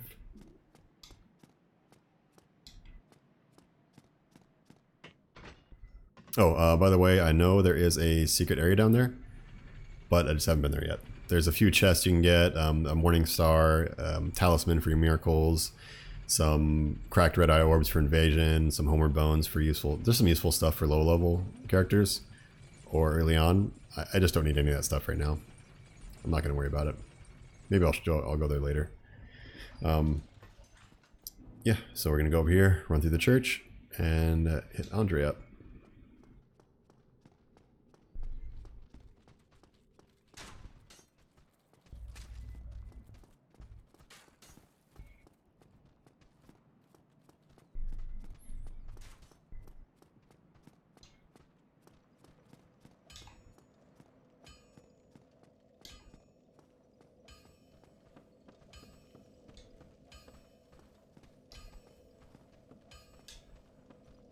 Don't rest on the bonfire. That'd be bad.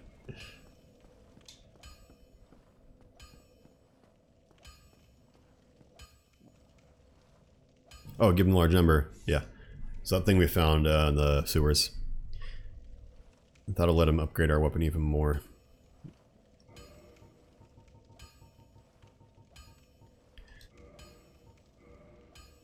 So we need 3 tatanite shards.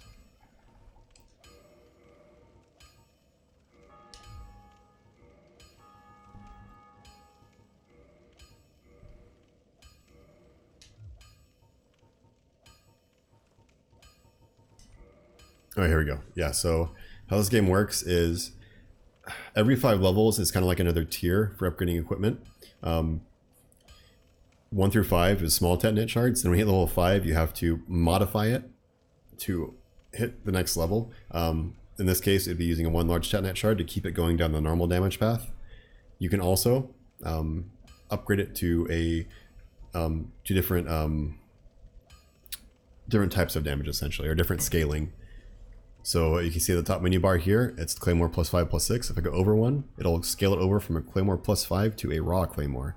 The Raw Claymore has good good damage value, but it doesn't scale with your stats. So this is a really good weapon or really good upgrade if you're really low level and don't plan on leveling for like a challenge run, or if say you're a magic user and you don't have strength or dex to scale with, you can just slap Raw on a melee weapon and be okay. But for now, I have no more large, so I'm going to ignore that. Let's purchase item. Should I buy some of the stuff now? Yeah, I'll do a weaponsmith box. Repairing, I've never worried about it in this game before. It's never been a big deal for me. Like, I have thousands of hours in this game, and thousands. More than 1,000 hours in this game at the very least. And I have never had something get to the point where it's broken mid-level progression, like when I'm running through a section of the game. Whenever you die or teleport to a bonfire, you get a free repair. So that's all you ever really need. If you really want to be cautious, you can use repair powders, and those are good to carry if you're going to be using those special attacks from the tail weapons or the special weapons like my Drake Sword or the Demon's Great Hammer, because those take durability when you use the special skill, so you will need a repair powder to repair those. But that's the one exception where you really have to repair something. Alright, so I've spent all my souls, and I have an upgraded Claymore to +5, which is a good amount of damage. I still have, do I have my...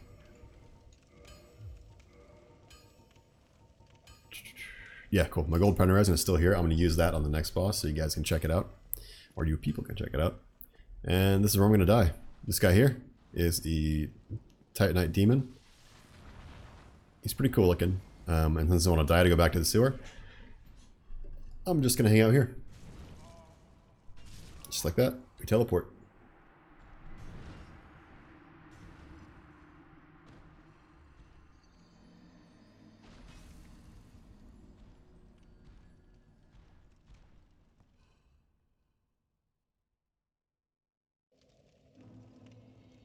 Okay, back at the depths.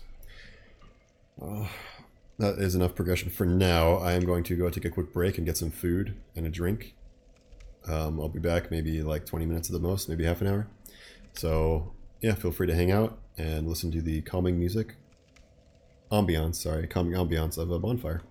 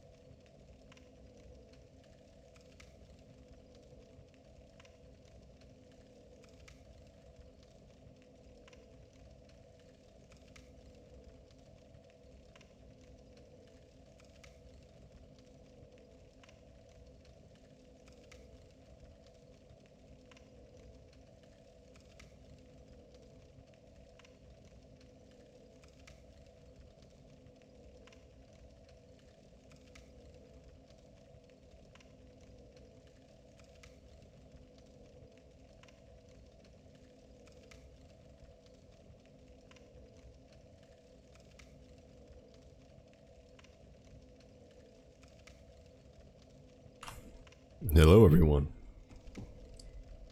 That was a very delicious lunch, if I do say so myself. And now I'm back. So, where we left off, we had just gotten to the depths. We are on our way to fight the boss and decided that we needed to actually upgrade our sword before we did so. So we made the trip all the way back to Andre, and now we're back here, ready to go. So, let's get back into the face cam mode. Hey everybody. And fight whatever comes next.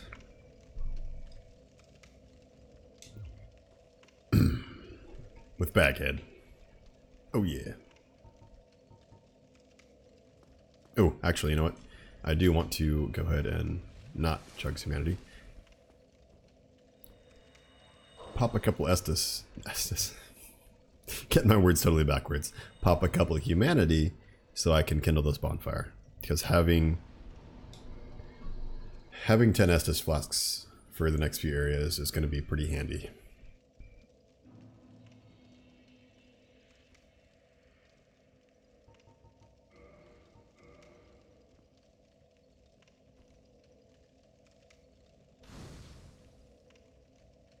Oh hey, look, it's a sign. It's probably just an NPC, but... Oh no, it wasn't an NPC. It was a player. Ah, it's someone else. Come back. I want to play with you. Not in a dirty way, I swear. I just want to kill the boss. Okay, maybe we'll see if we can have a summon later.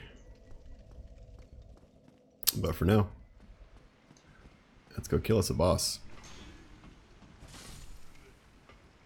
Oh yeah, there's the slimes.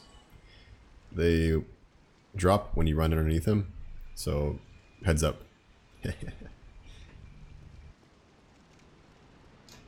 And we want to go down this ladder over here to get to the shortcut that we already opened up. If you have not opened this door from the other side, you cannot come this way.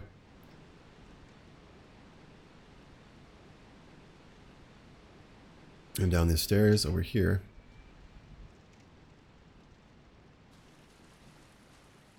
There's a couple of things. There's a big door over there, but that door is locked.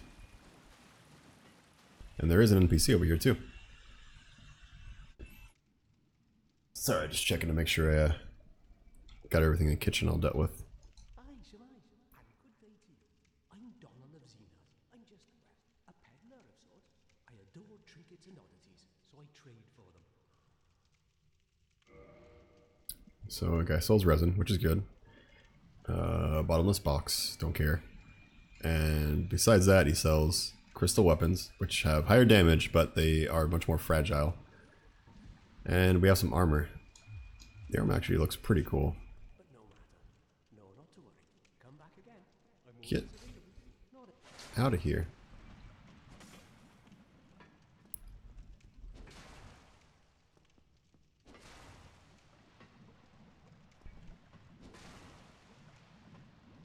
So these guys have a very high physical defense.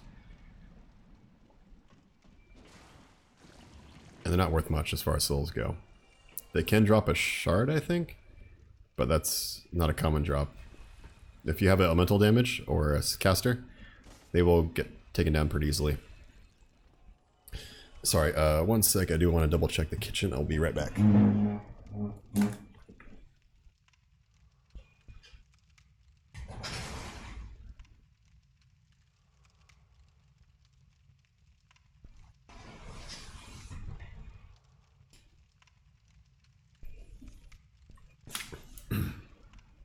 And we're back.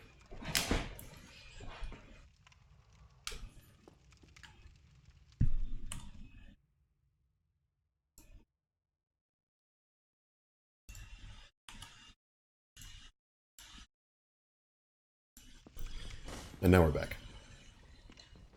Okay, so NPC, stuff too expensive. Let's go over here.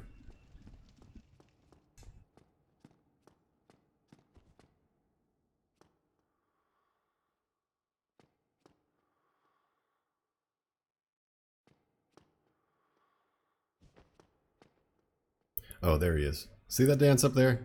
See that guy dancing up there? If we get that weapon, we can do that dance.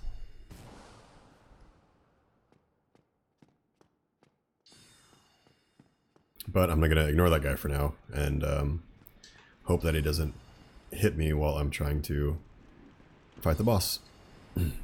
And here is everyone's favorite NPC, Knight Solaire. We're going to summon him, and he is going to help. Hopefully. At the very least, he's going to be a meat shield.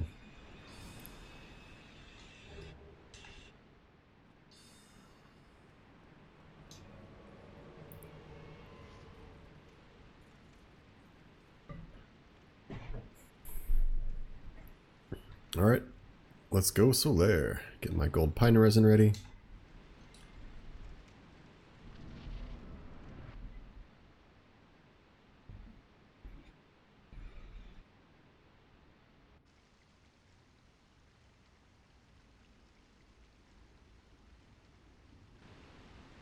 Is that a crocodile? Is that an alligator? Maybe. Oh my god, what is it? Ah.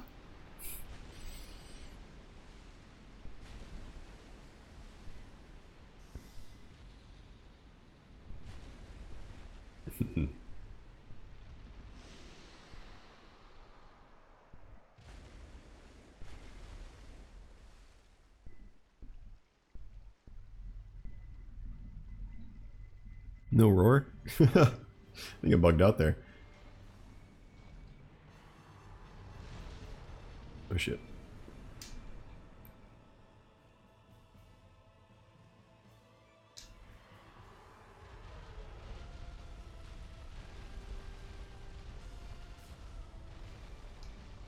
Oh yeah. So you can cut this tail.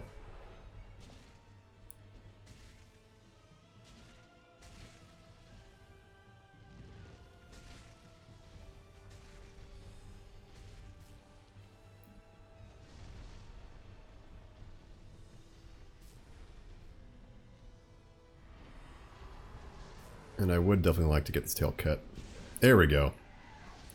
Oh, actually, no, this is the weapon that does the skill I was talking about earlier. I don't know what the skill of the Demon Great Hammer is, but it must be good. But this Great Axe has a really cool skill. I don't think I'll be able to show it off, though, for a while, because I think the strength requirement is high as well.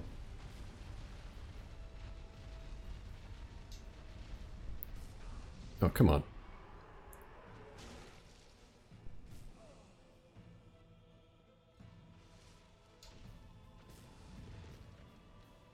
So, remember that guy we didn't kill before? Yeah, that's him. He will sit there and shoot at you the entire fight. The only spot you're safe from him is up against this wall by the gate.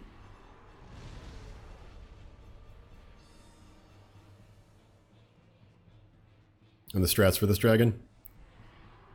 He will rear up, slam down, and then most of the time after a slam he will charge like this. You don't want to let any part of him touch you when he's charging because it will deal damage. So if you graze his leg or his body or his tail, well, maybe not his tail, but it's not fun. You know what? I'm gonna use another resin as I narrowly dodge another missile. And here we go with another hard leather armor. I'm actually aware of that.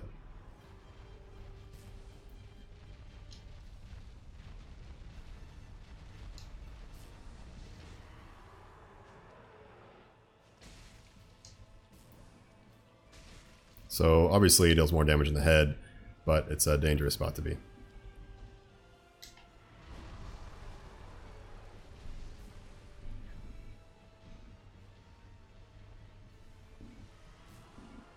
And he's going to do the charge again. I think I have enough room where I'll be safe right here, so I'm going to stay. He might break through and kill me. Oh boy. That was about as close as it gets. Ah! Nope, that didn't work.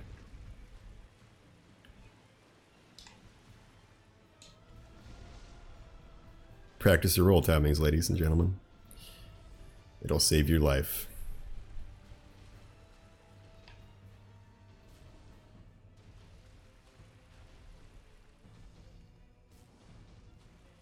So, besides slamming, there is one more thing he usually does. Well, gets angry like that too, but he can also do a attack where he like vomits on the floor, and it'll spawn an entire like oil slick looking thing, and it just deals damage when you stand in it. It's not a huge deal, but you generally just want to get out of range of it and wait till it disappears.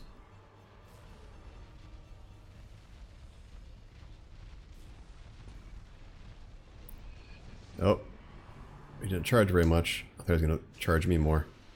But there we go. Gaping Dragon has been killed. All with only a claymore, right? All these trash weapons we're using up here.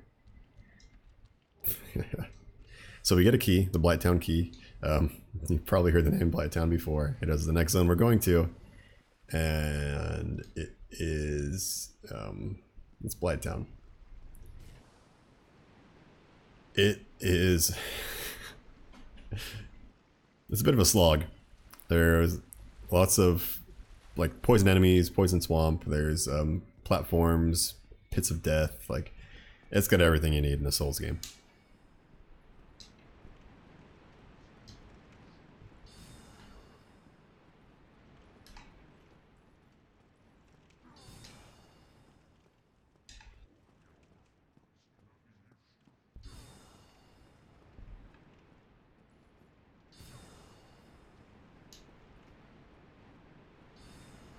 My monitor is so dark I don't know where to go right now.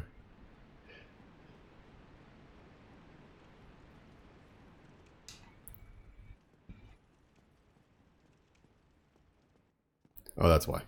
There we go.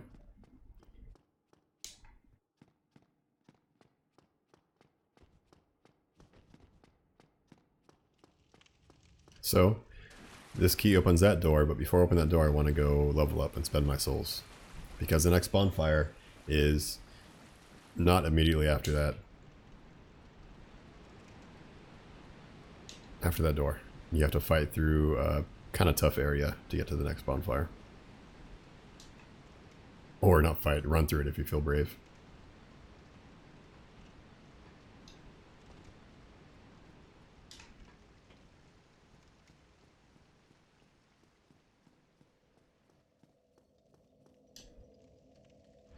Okay, so like I said before, I'm probably going to spend a few points of endurance, a little bit of vitality, and you know what, let's get that strength going a little higher.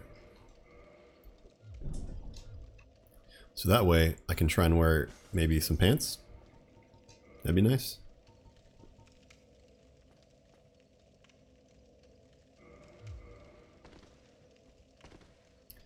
Alright, still fast rolling. Next things I'm going to try is going to be a shirt. Yeah, I'm going to mid-roll there. So I'm going to take this off and attempt to wear gloves. Those are some heavy gloves. Holy shit.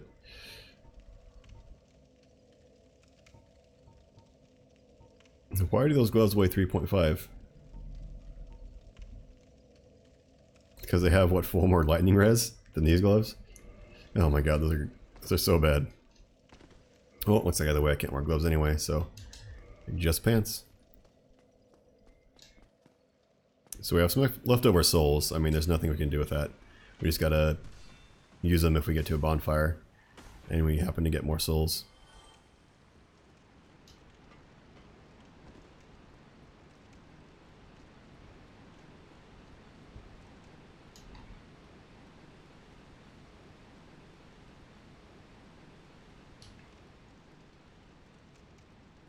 Oh, don't run into a wall.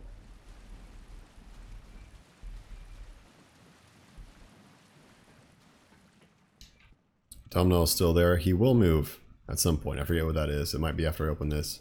And he moves to kind of a tricky spot. He's in Firelink Shrine, and maybe we'll see him at some point later. But it's a very tricky spot.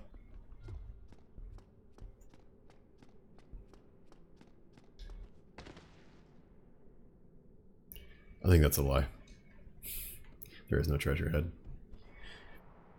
Alright, and the good thing about Blighttown is it's nice and dark too, so hopefully my monitor will be able to cope. I really don't want to turn the brightness up on other settings. Or not brightness because it's maxed out, but I don't want to mess with my other settings yet. So this guy, this big boy, this lovely big boy.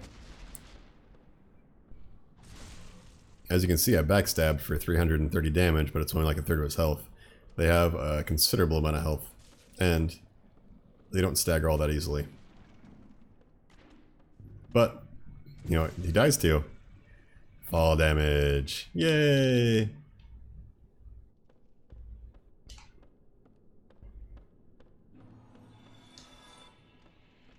So we have a few more of these boys. Or a couple more. Their attacks are pretty easy to recognize and dodge. Like what happened right there, they might clip you with a wide swing, and that's really all you have to worry about. That's the most dangerous thing they can do. Other than that, they just telegraph their attacks. Oh, wow. That's not good. I guess I haven't fought these guys in a while.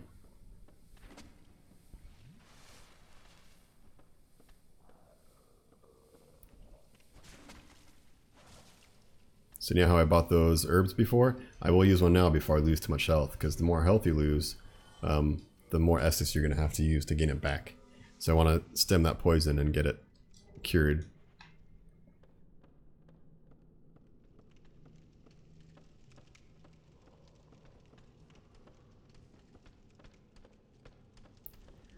So health is kind of like... This area has a nice upgrade in difficulty, not just because of... like these guys. The other enemies we're going to encounter too, they have not as much health, but definitely more health than we're used to have enemies having. I mean, I have a +5 weapon, which is by no means like broken at this point. It's certainly possible to have probably a +10 if I wanted to. That's kind of like if you're min-maxing a game, it's not natural to have a +10 here. But with a +5, you'll see that it's still going to take me 2-3 swings to kill even the small guys.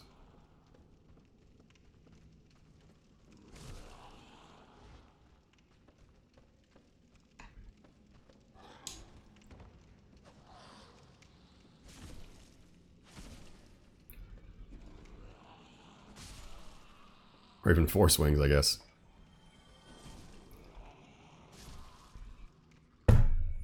And right about now is when we have to start worrying about, what's it called? Toxic. So there are these enemies, just like the ones we saw, but they will be shooting poison darts. And you see that thing hitting the wall? Right there? Those are the toxic darts. If one hits you, you get toxic. You get one shot and that's it. So that's why I'm carrying these white flowered moss clumps.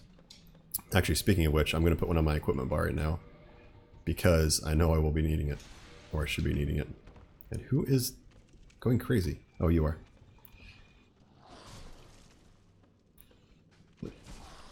Why are there so many of you?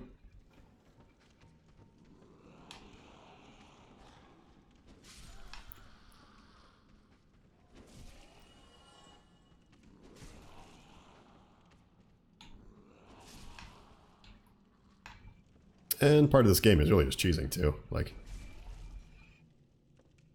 stay out of range and swing. That grab attack is kind of vicious, by the way. It will deal a fair amount of damage if I remember correctly. Although I haven't been grabbed by it in a long time, I do remember it being pretty bad. All right, we're gonna do this. Hopefully, I don't mess it up. Oh boy, that was close. Yaito.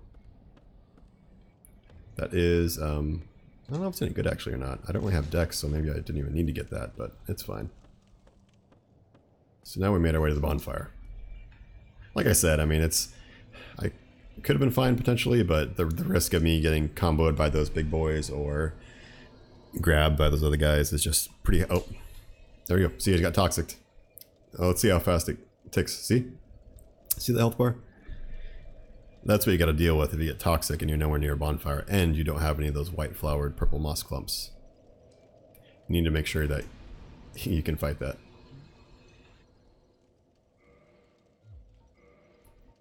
Alright, I'm going to keep strength moving up because I want to start wielding some cool weapons pretty soon.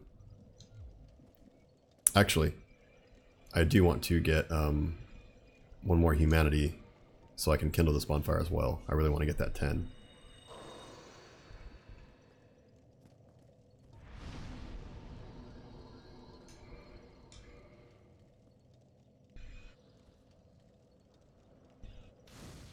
That's definitely worth my time.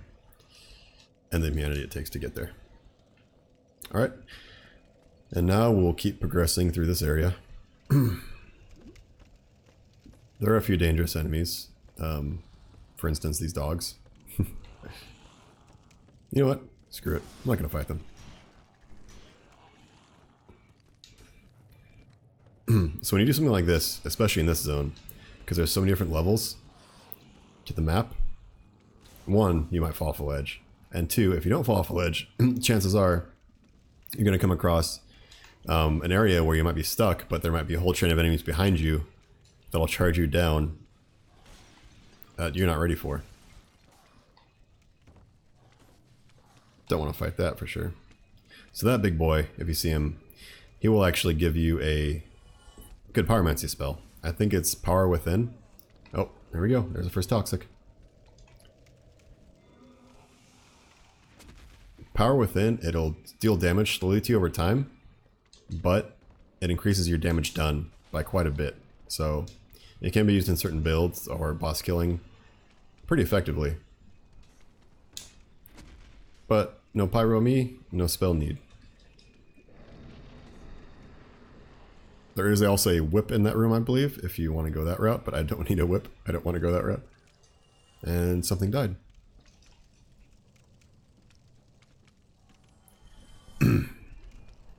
For the most part, just keep moving.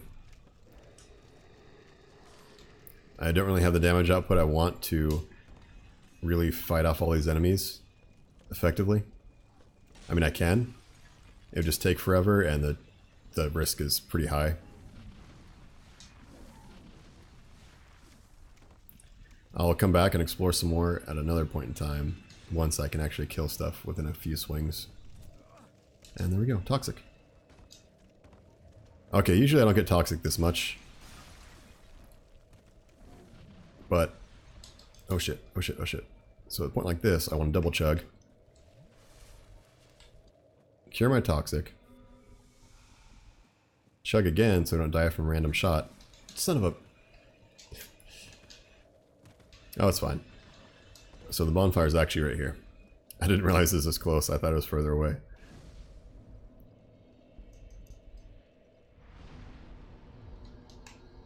So rest there, cure my status.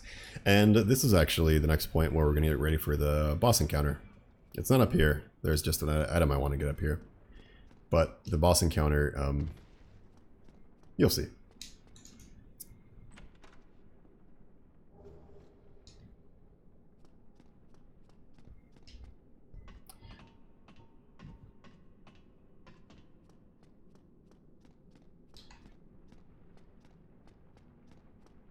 Actually, let's see if I can level. I might have enough souls. Nope, definitely not.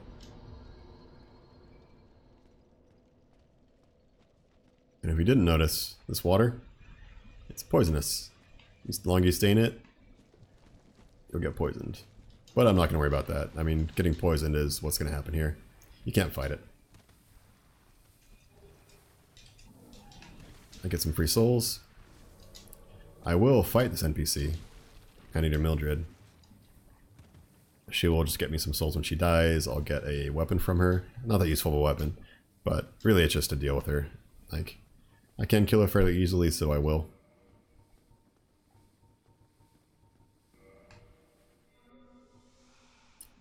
Here she is. Gonna take her to our nice little arena. This area up here, behind the bonfire, where we found the dragon scale. Oh, by the way, dragon scales are an upgrade item for certain weapons. I forget. Twinkling Tatanite are the drop weapons. I think dragon scales are crafted weapon upgrades. Might be the other way around.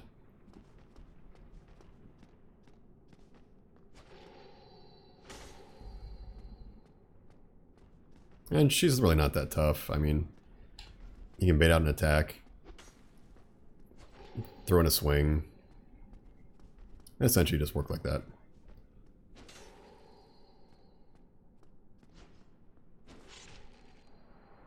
Oh, that's Maneater Mildred down. She had the same hat as me, by the way, if you didn't notice. So we get humanity and the butcher knife.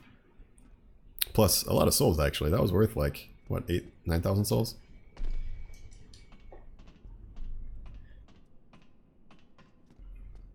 So since I have that extra humanity now from something, it was probably a soft humanity, I am going to use that to kindle this bonfire. So I can have 10 just in case the next boss doesn't go as planned.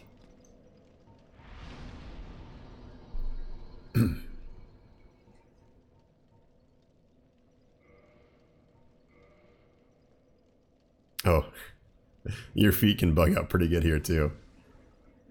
It's always funny to see. Good old bonfire feet. Once again, get that strength going up. I really want to use something cool very soon. Actually, let's see what the Dragon King Great Axe requires.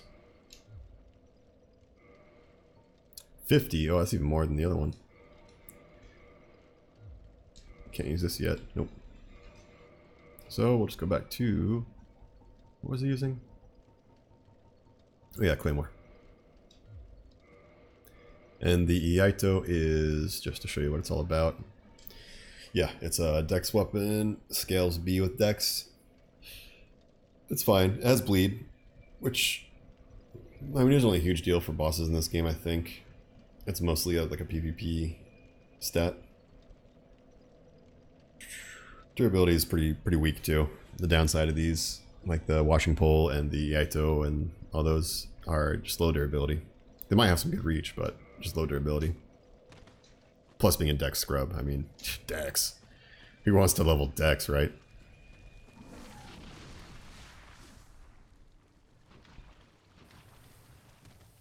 And just ignore the poison. Really, it's all you gotta do. You lose health, but there'll never be a point in this game where you have enough resistance that you can run through this without getting poisoned. I mean, that might be an understatement or overstatement, whatever, but really, if you're trying to get through this without being poisoned, you're gonna need to be like soul level 99, have the best res gear. Even then, you're probably gonna get poisoned.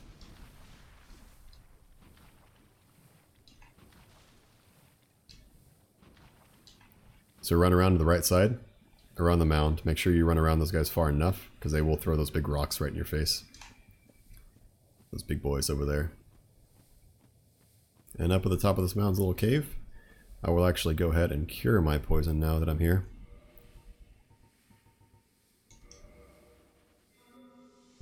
Top up my health, just in case you get any big swings from the boss. See if I have any more weapon buff items. I don't think I do. Yeah, but that's fine. I don't need it. And these friends. They don't aggro. You can just let them hang out. I think if you swing at one, they can aggro. Alright, let's see who is pretty real quick, shall we? We have the gorgeous Paulé. Or this weird maggot-infested, egg-ridden undead. Who is the better-looking character?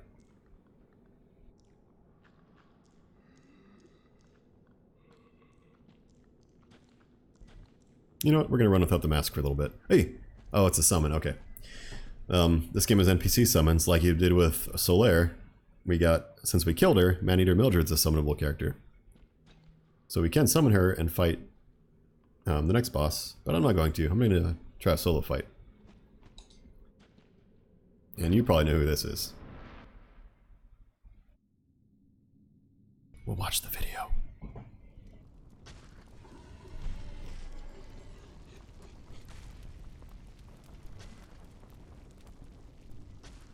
Man, those fire graphics are so much better on Remastered.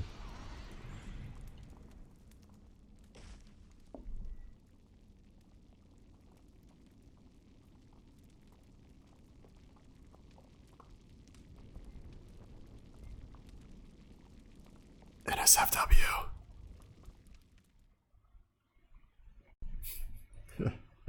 Yep, Quelaag.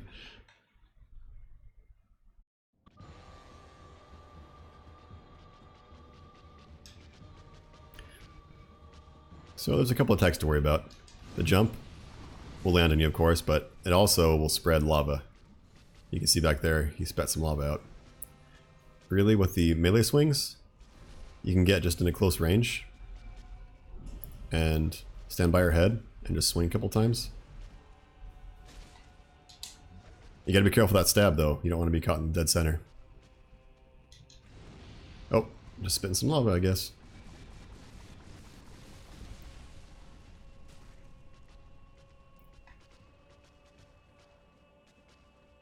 So this is probably the other thing to worry about you're about to see coming up. See that? See her on top? She hunches over. When you see her hunch over, you want to back up and roll. Just keep rolling backwards, because that happens. And that explosion deals really high damage. And that move gets triggered when you deal enough damage to her. You might have to hit her head for it to happen, but I think just anywhere. When you deal damage, she'll pass out. Ooh. That was crazy. So be careful when you're walking backwards that there's no lava around. Because I've died more than once just to backing into random lava from Quelaag.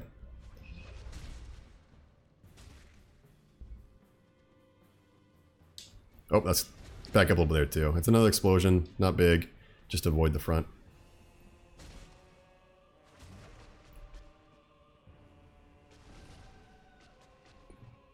So you can get hit from her side-to-side attacks, but as long as you stay close, you should be okay for the most part. The front poke is what you have to worry about most. Oh, she's gonna spit some lava, and I should be able to actually get her close to dead before she finishes. And she'll probably actually pass out here. Yep, nope, I guess not. I guess she knew what was going on. Ooh, that's a cool graphic. Later. Boom. And that's Quelaag. She's manageable. One note is she is immune to fire, so if you're a pyro build and you get all your damage from your spells, she's going to be a tough boss. Before you fight her, go ahead and upgrade one of your weapons to +5 at least to make it manageable. Or you can summon Maneater Mildred and hope that she stays alive long enough. But that's random. She'll die, more than not.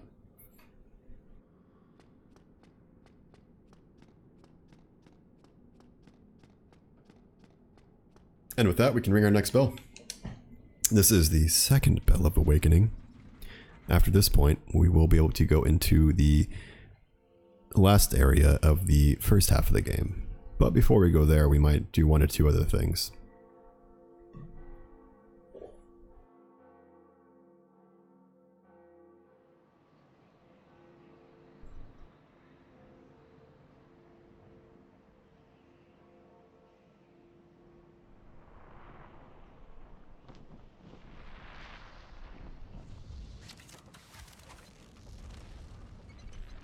I help anytime.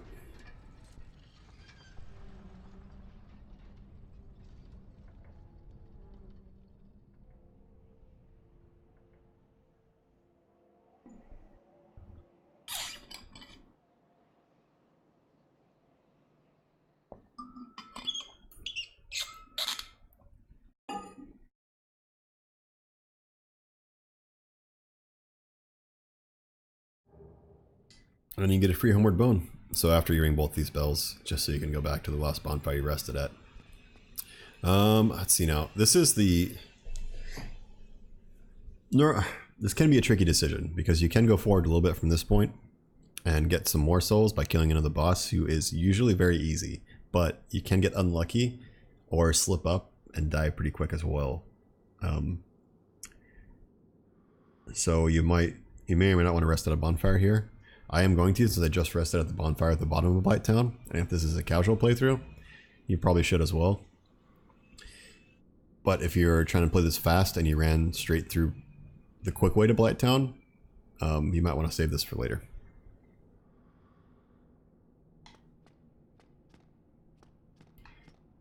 But with that being said, we will proceed.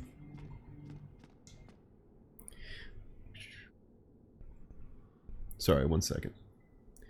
Waiting on a important message. Whoa. 200, 200. Did I just get?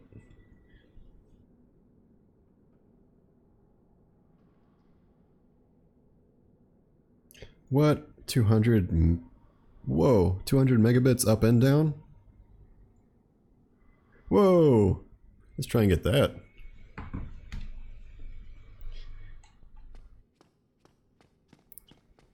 That's exciting. So I'm on 8525 now. That doubles, more than doubles my down speed, and what? 8 times my upload speed? By the way, secret walls exist in Dark Souls. Just roll. That's the best way to get through it. You can attack it, but rolling will clear it out of your way. Oh dear, what have we here? Are you a new servant? Yes, you are a new servant. But you have no eggs. I pray that you will mind your manners. Oh, fun fact, when you hear bells ringing when you're playing this game and you're online, those are actually other players. Well, so I hear, so I've read, other players ringing the bells in their game. So it's kind of this weird interconnected world Dark Souls has, whereas like that phantom straight ahead you see on the screen, that's another player as well.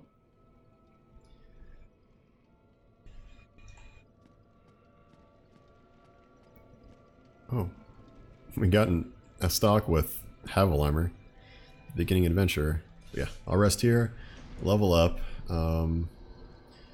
strength, a little bit of endurance so I can get some equipment. Maybe we'll be able to wear gloves now. That'd be nice.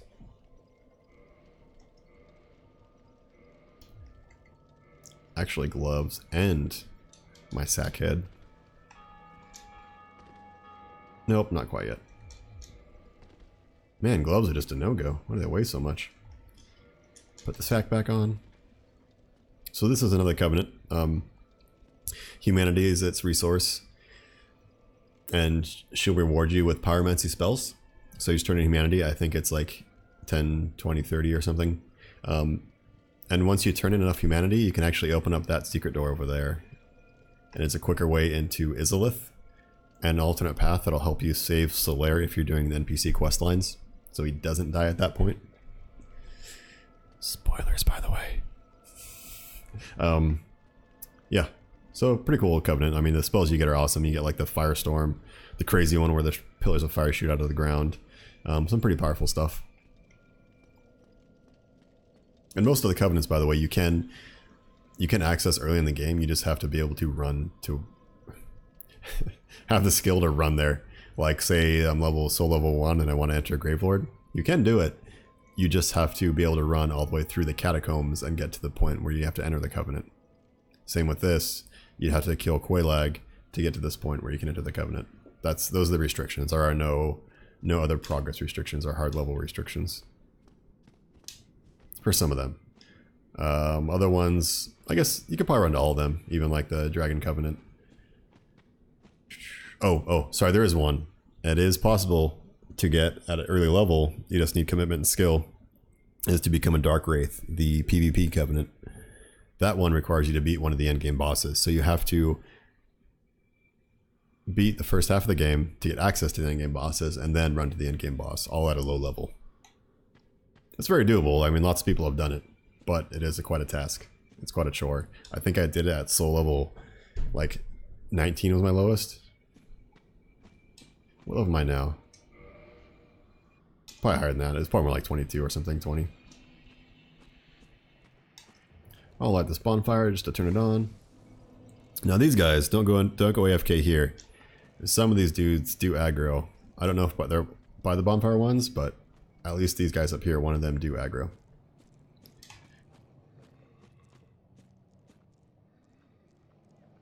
Sorry, gonna check one thing real quick. Make sure my levels are good. Yep.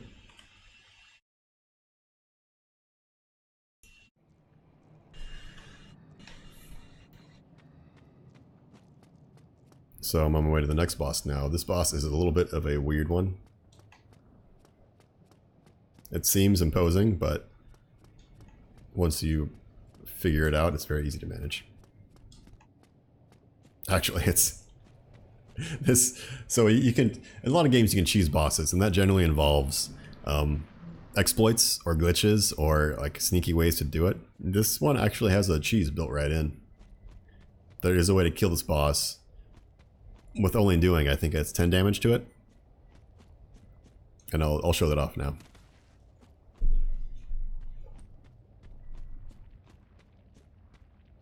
Actually, I'll heal up just in case I need it.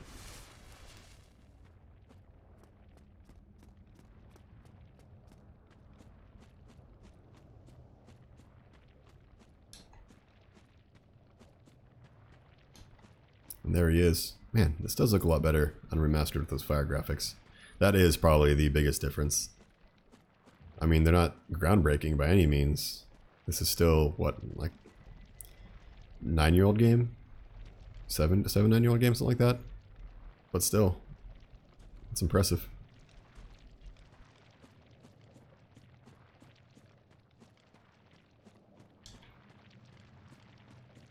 Okay, so this boss is not triggered until you grab this. You might be able to trigger it by damage, but I don't want to because I really want to get this set. This is one of my favorite sets in the game. Grab this armor and run.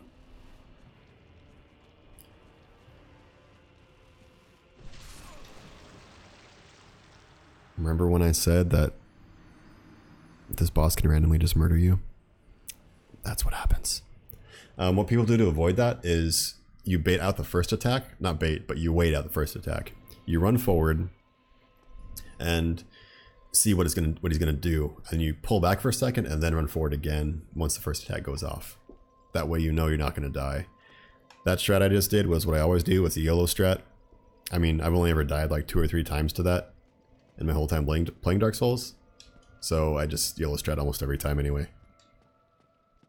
But we need to get the set of armor so we can show you what it looks like. And it's a cool little dress. Skirt, I guess, technically. I like it. It's a nice little touch. Actually, can I wear the whole thing with fast roll? No. It's pretty much just a ring wraith from Lord of the Rings. Nazgul, whatever you call them. So I will go ahead and throw off the helmet and see if that's enough. Nope.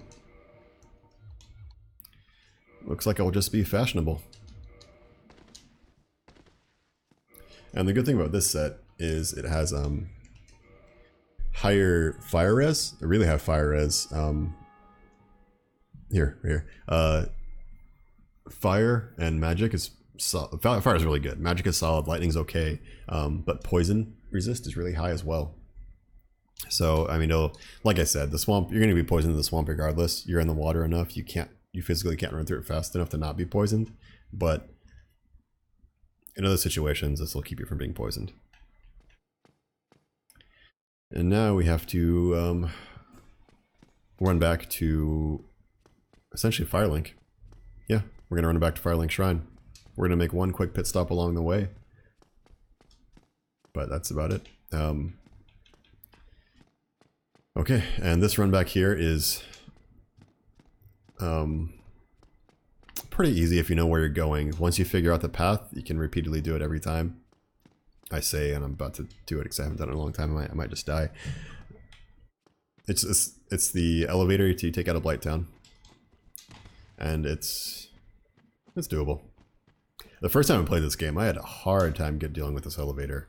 I don't know how it was so difficult for me. I died so many times trying to go down it and up it, when really all you got to do is just like walk onto the elevator and it's just fine. Hey, what's up? Sorry I killed your mom or whatever.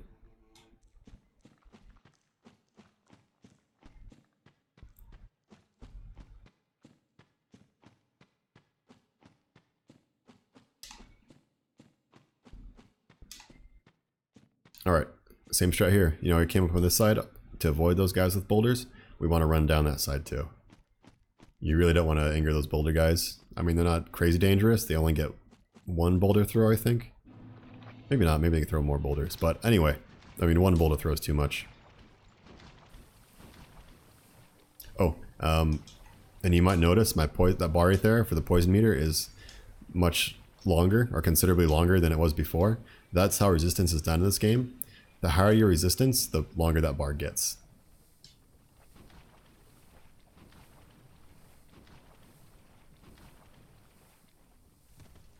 And this is the run back out of Blighttown. You got to walk up quite a few little pathways, but there is some toxic danger, so I need some of those at the ready. But run over here, get ready for the next cart. And okay, so when I said I died before on this elevator, it was getting off the elevator. Getting off of it was like the worst experience for me. I had no idea how to repeatedly do it correctly. When really the answer is you just go for it. Like, you can wait till you get up here a little bit if you want to, and then just roll. That's probably one of the safer ways to do it. Actually, you know what? I might cure this poison real quick.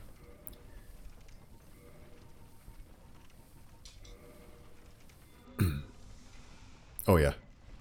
That bug behind me? They spawn. There's a pair of those, 2 of them. And they will spawn seemingly indefinitely. Now you can kill them over and over again and they'll stop spawning eventually, but it takes quite a few kills to make them not come back.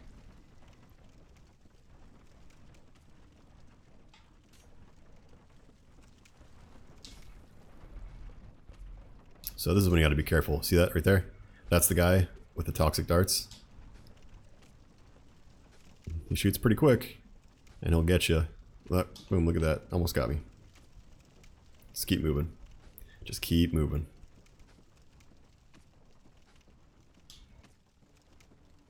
These guys look intimidating, but they're not. You just kill them. They even have like big floppy heads or noses or whatever.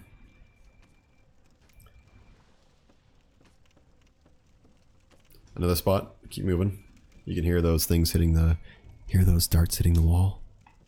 You don't want to get hit by those.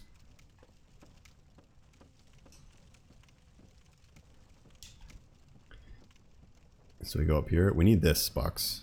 I think it's this one. Yeah. So the key to New Londo Ruins. That one is important because obviously it'll help us get through to... Is it this gate up here?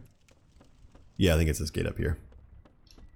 To get back to Firelink, essentially. Or, not adversely, but not only will we get back to Firelink, but it'll also let us progress into another area of the game. But we don't need to go there until after the second half starts. For now, we can just run past it. Like we're going to do with these guys.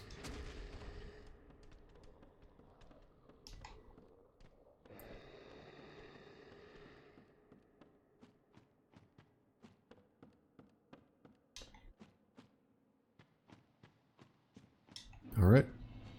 The Valley of the Drakes. Or Valley of Drakes. So down over there is what some people might recognize as the area where you get the red...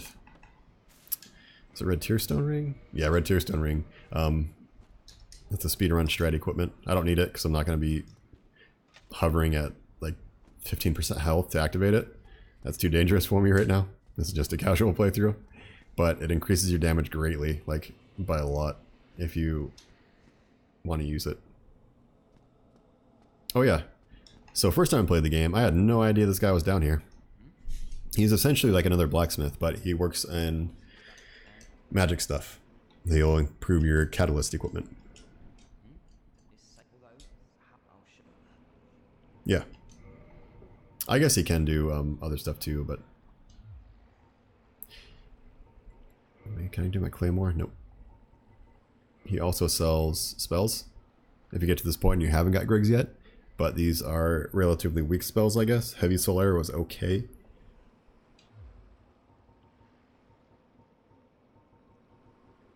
He doesn't have any emotes to learn, unfortunately. Or gestures. There's a couple things to pick up down here while I'm in the area.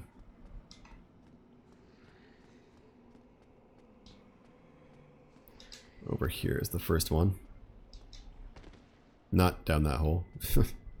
Almost died. Don't die here. You go all the way back down to Koileg's room. Pick this up. Transient Curse. Not really important now, but it'll give yourself a curse essentially without all the downsides and let you hit the ghosts later in the game as stock. So about 4 hours ago, I mentioned a glitch called move swapping. And what you do is you take the damage of one gear and you apply it to the move set, or you apply the move set of a different weapon to that instead. So say I have the Black Knight Halberd, normally it's really slow. If I move swap it with this, the Estoc, I'll get the really fast running attack of the Estoc, which hits like 2 to 3 times repeatedly. So the damage output just jumps crazy high. So you can use the super high damage of the Black Knight Halberd, which is one of the most powerful weapons in the game, with the fast attack of the Estoc.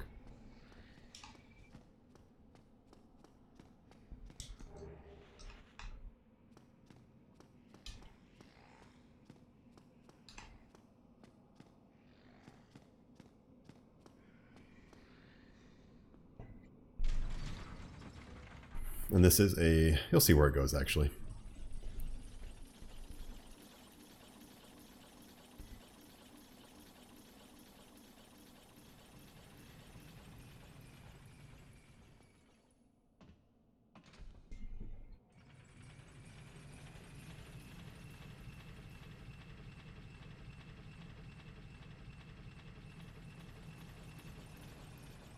Good old elevators. And here we are. You might recognize the music. Shh. Listen.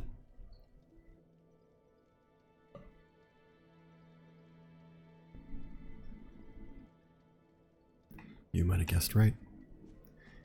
We are back at Firelink Shrine.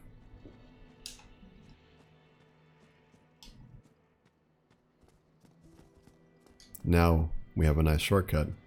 Shortcut down to Blighttown and New Londo Ruins. But we're probably never going to use it. We're not going to go back there until we have teleport. And we'll talk to him again, see what he has to say. The second day? That is incredible, I must say. But now we have a new problem. It's noisy, it snores, and its breath is... She's no laughing matter. Tramps. Oh man, I forgot. Okay, so when you do the second bell, the gate opens to progress further, and then a ramp comes here. This dude here. Yeah, he's a big snake. Apparently he has smelly breath and he snores a lot. But for now, I think that might be enough. We've done a lot. We've started a new game. We've made it all the way through the Taurus Demon. Made him jump off the ledge after he made me jump off the ledge. And then we made it through the gargoyles, killed them. Down into the depths past Capper Demon. Took out the Gaping Dragon. Did a fast descent through Blighttown. We'll come back for Blighttown Revisited later when we have a little more damage output to make our life a little easier.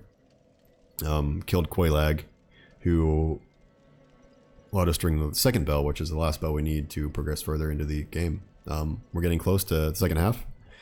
We have, I believe, 2 bosses more to go before we get there. And it should be pretty exciting. But like I said, for now, that is probably about it for the stream. Thank you all for tuning in. You will find, of course, me on social media, Twitter, @GamerTechnica, YouTube, same name, GamerTechnica. Channels are new a little bit, so bear with me as time goes on. We add more content. But for now, you'll find me posting all my stream times on Twitter live. So give me a follow there if you want to catch the games when they happen. Thank you so much for tuning in, and I will see you next time, which is, according to the schedule, Wednesday, 6 p.m. Pacific time. See you then.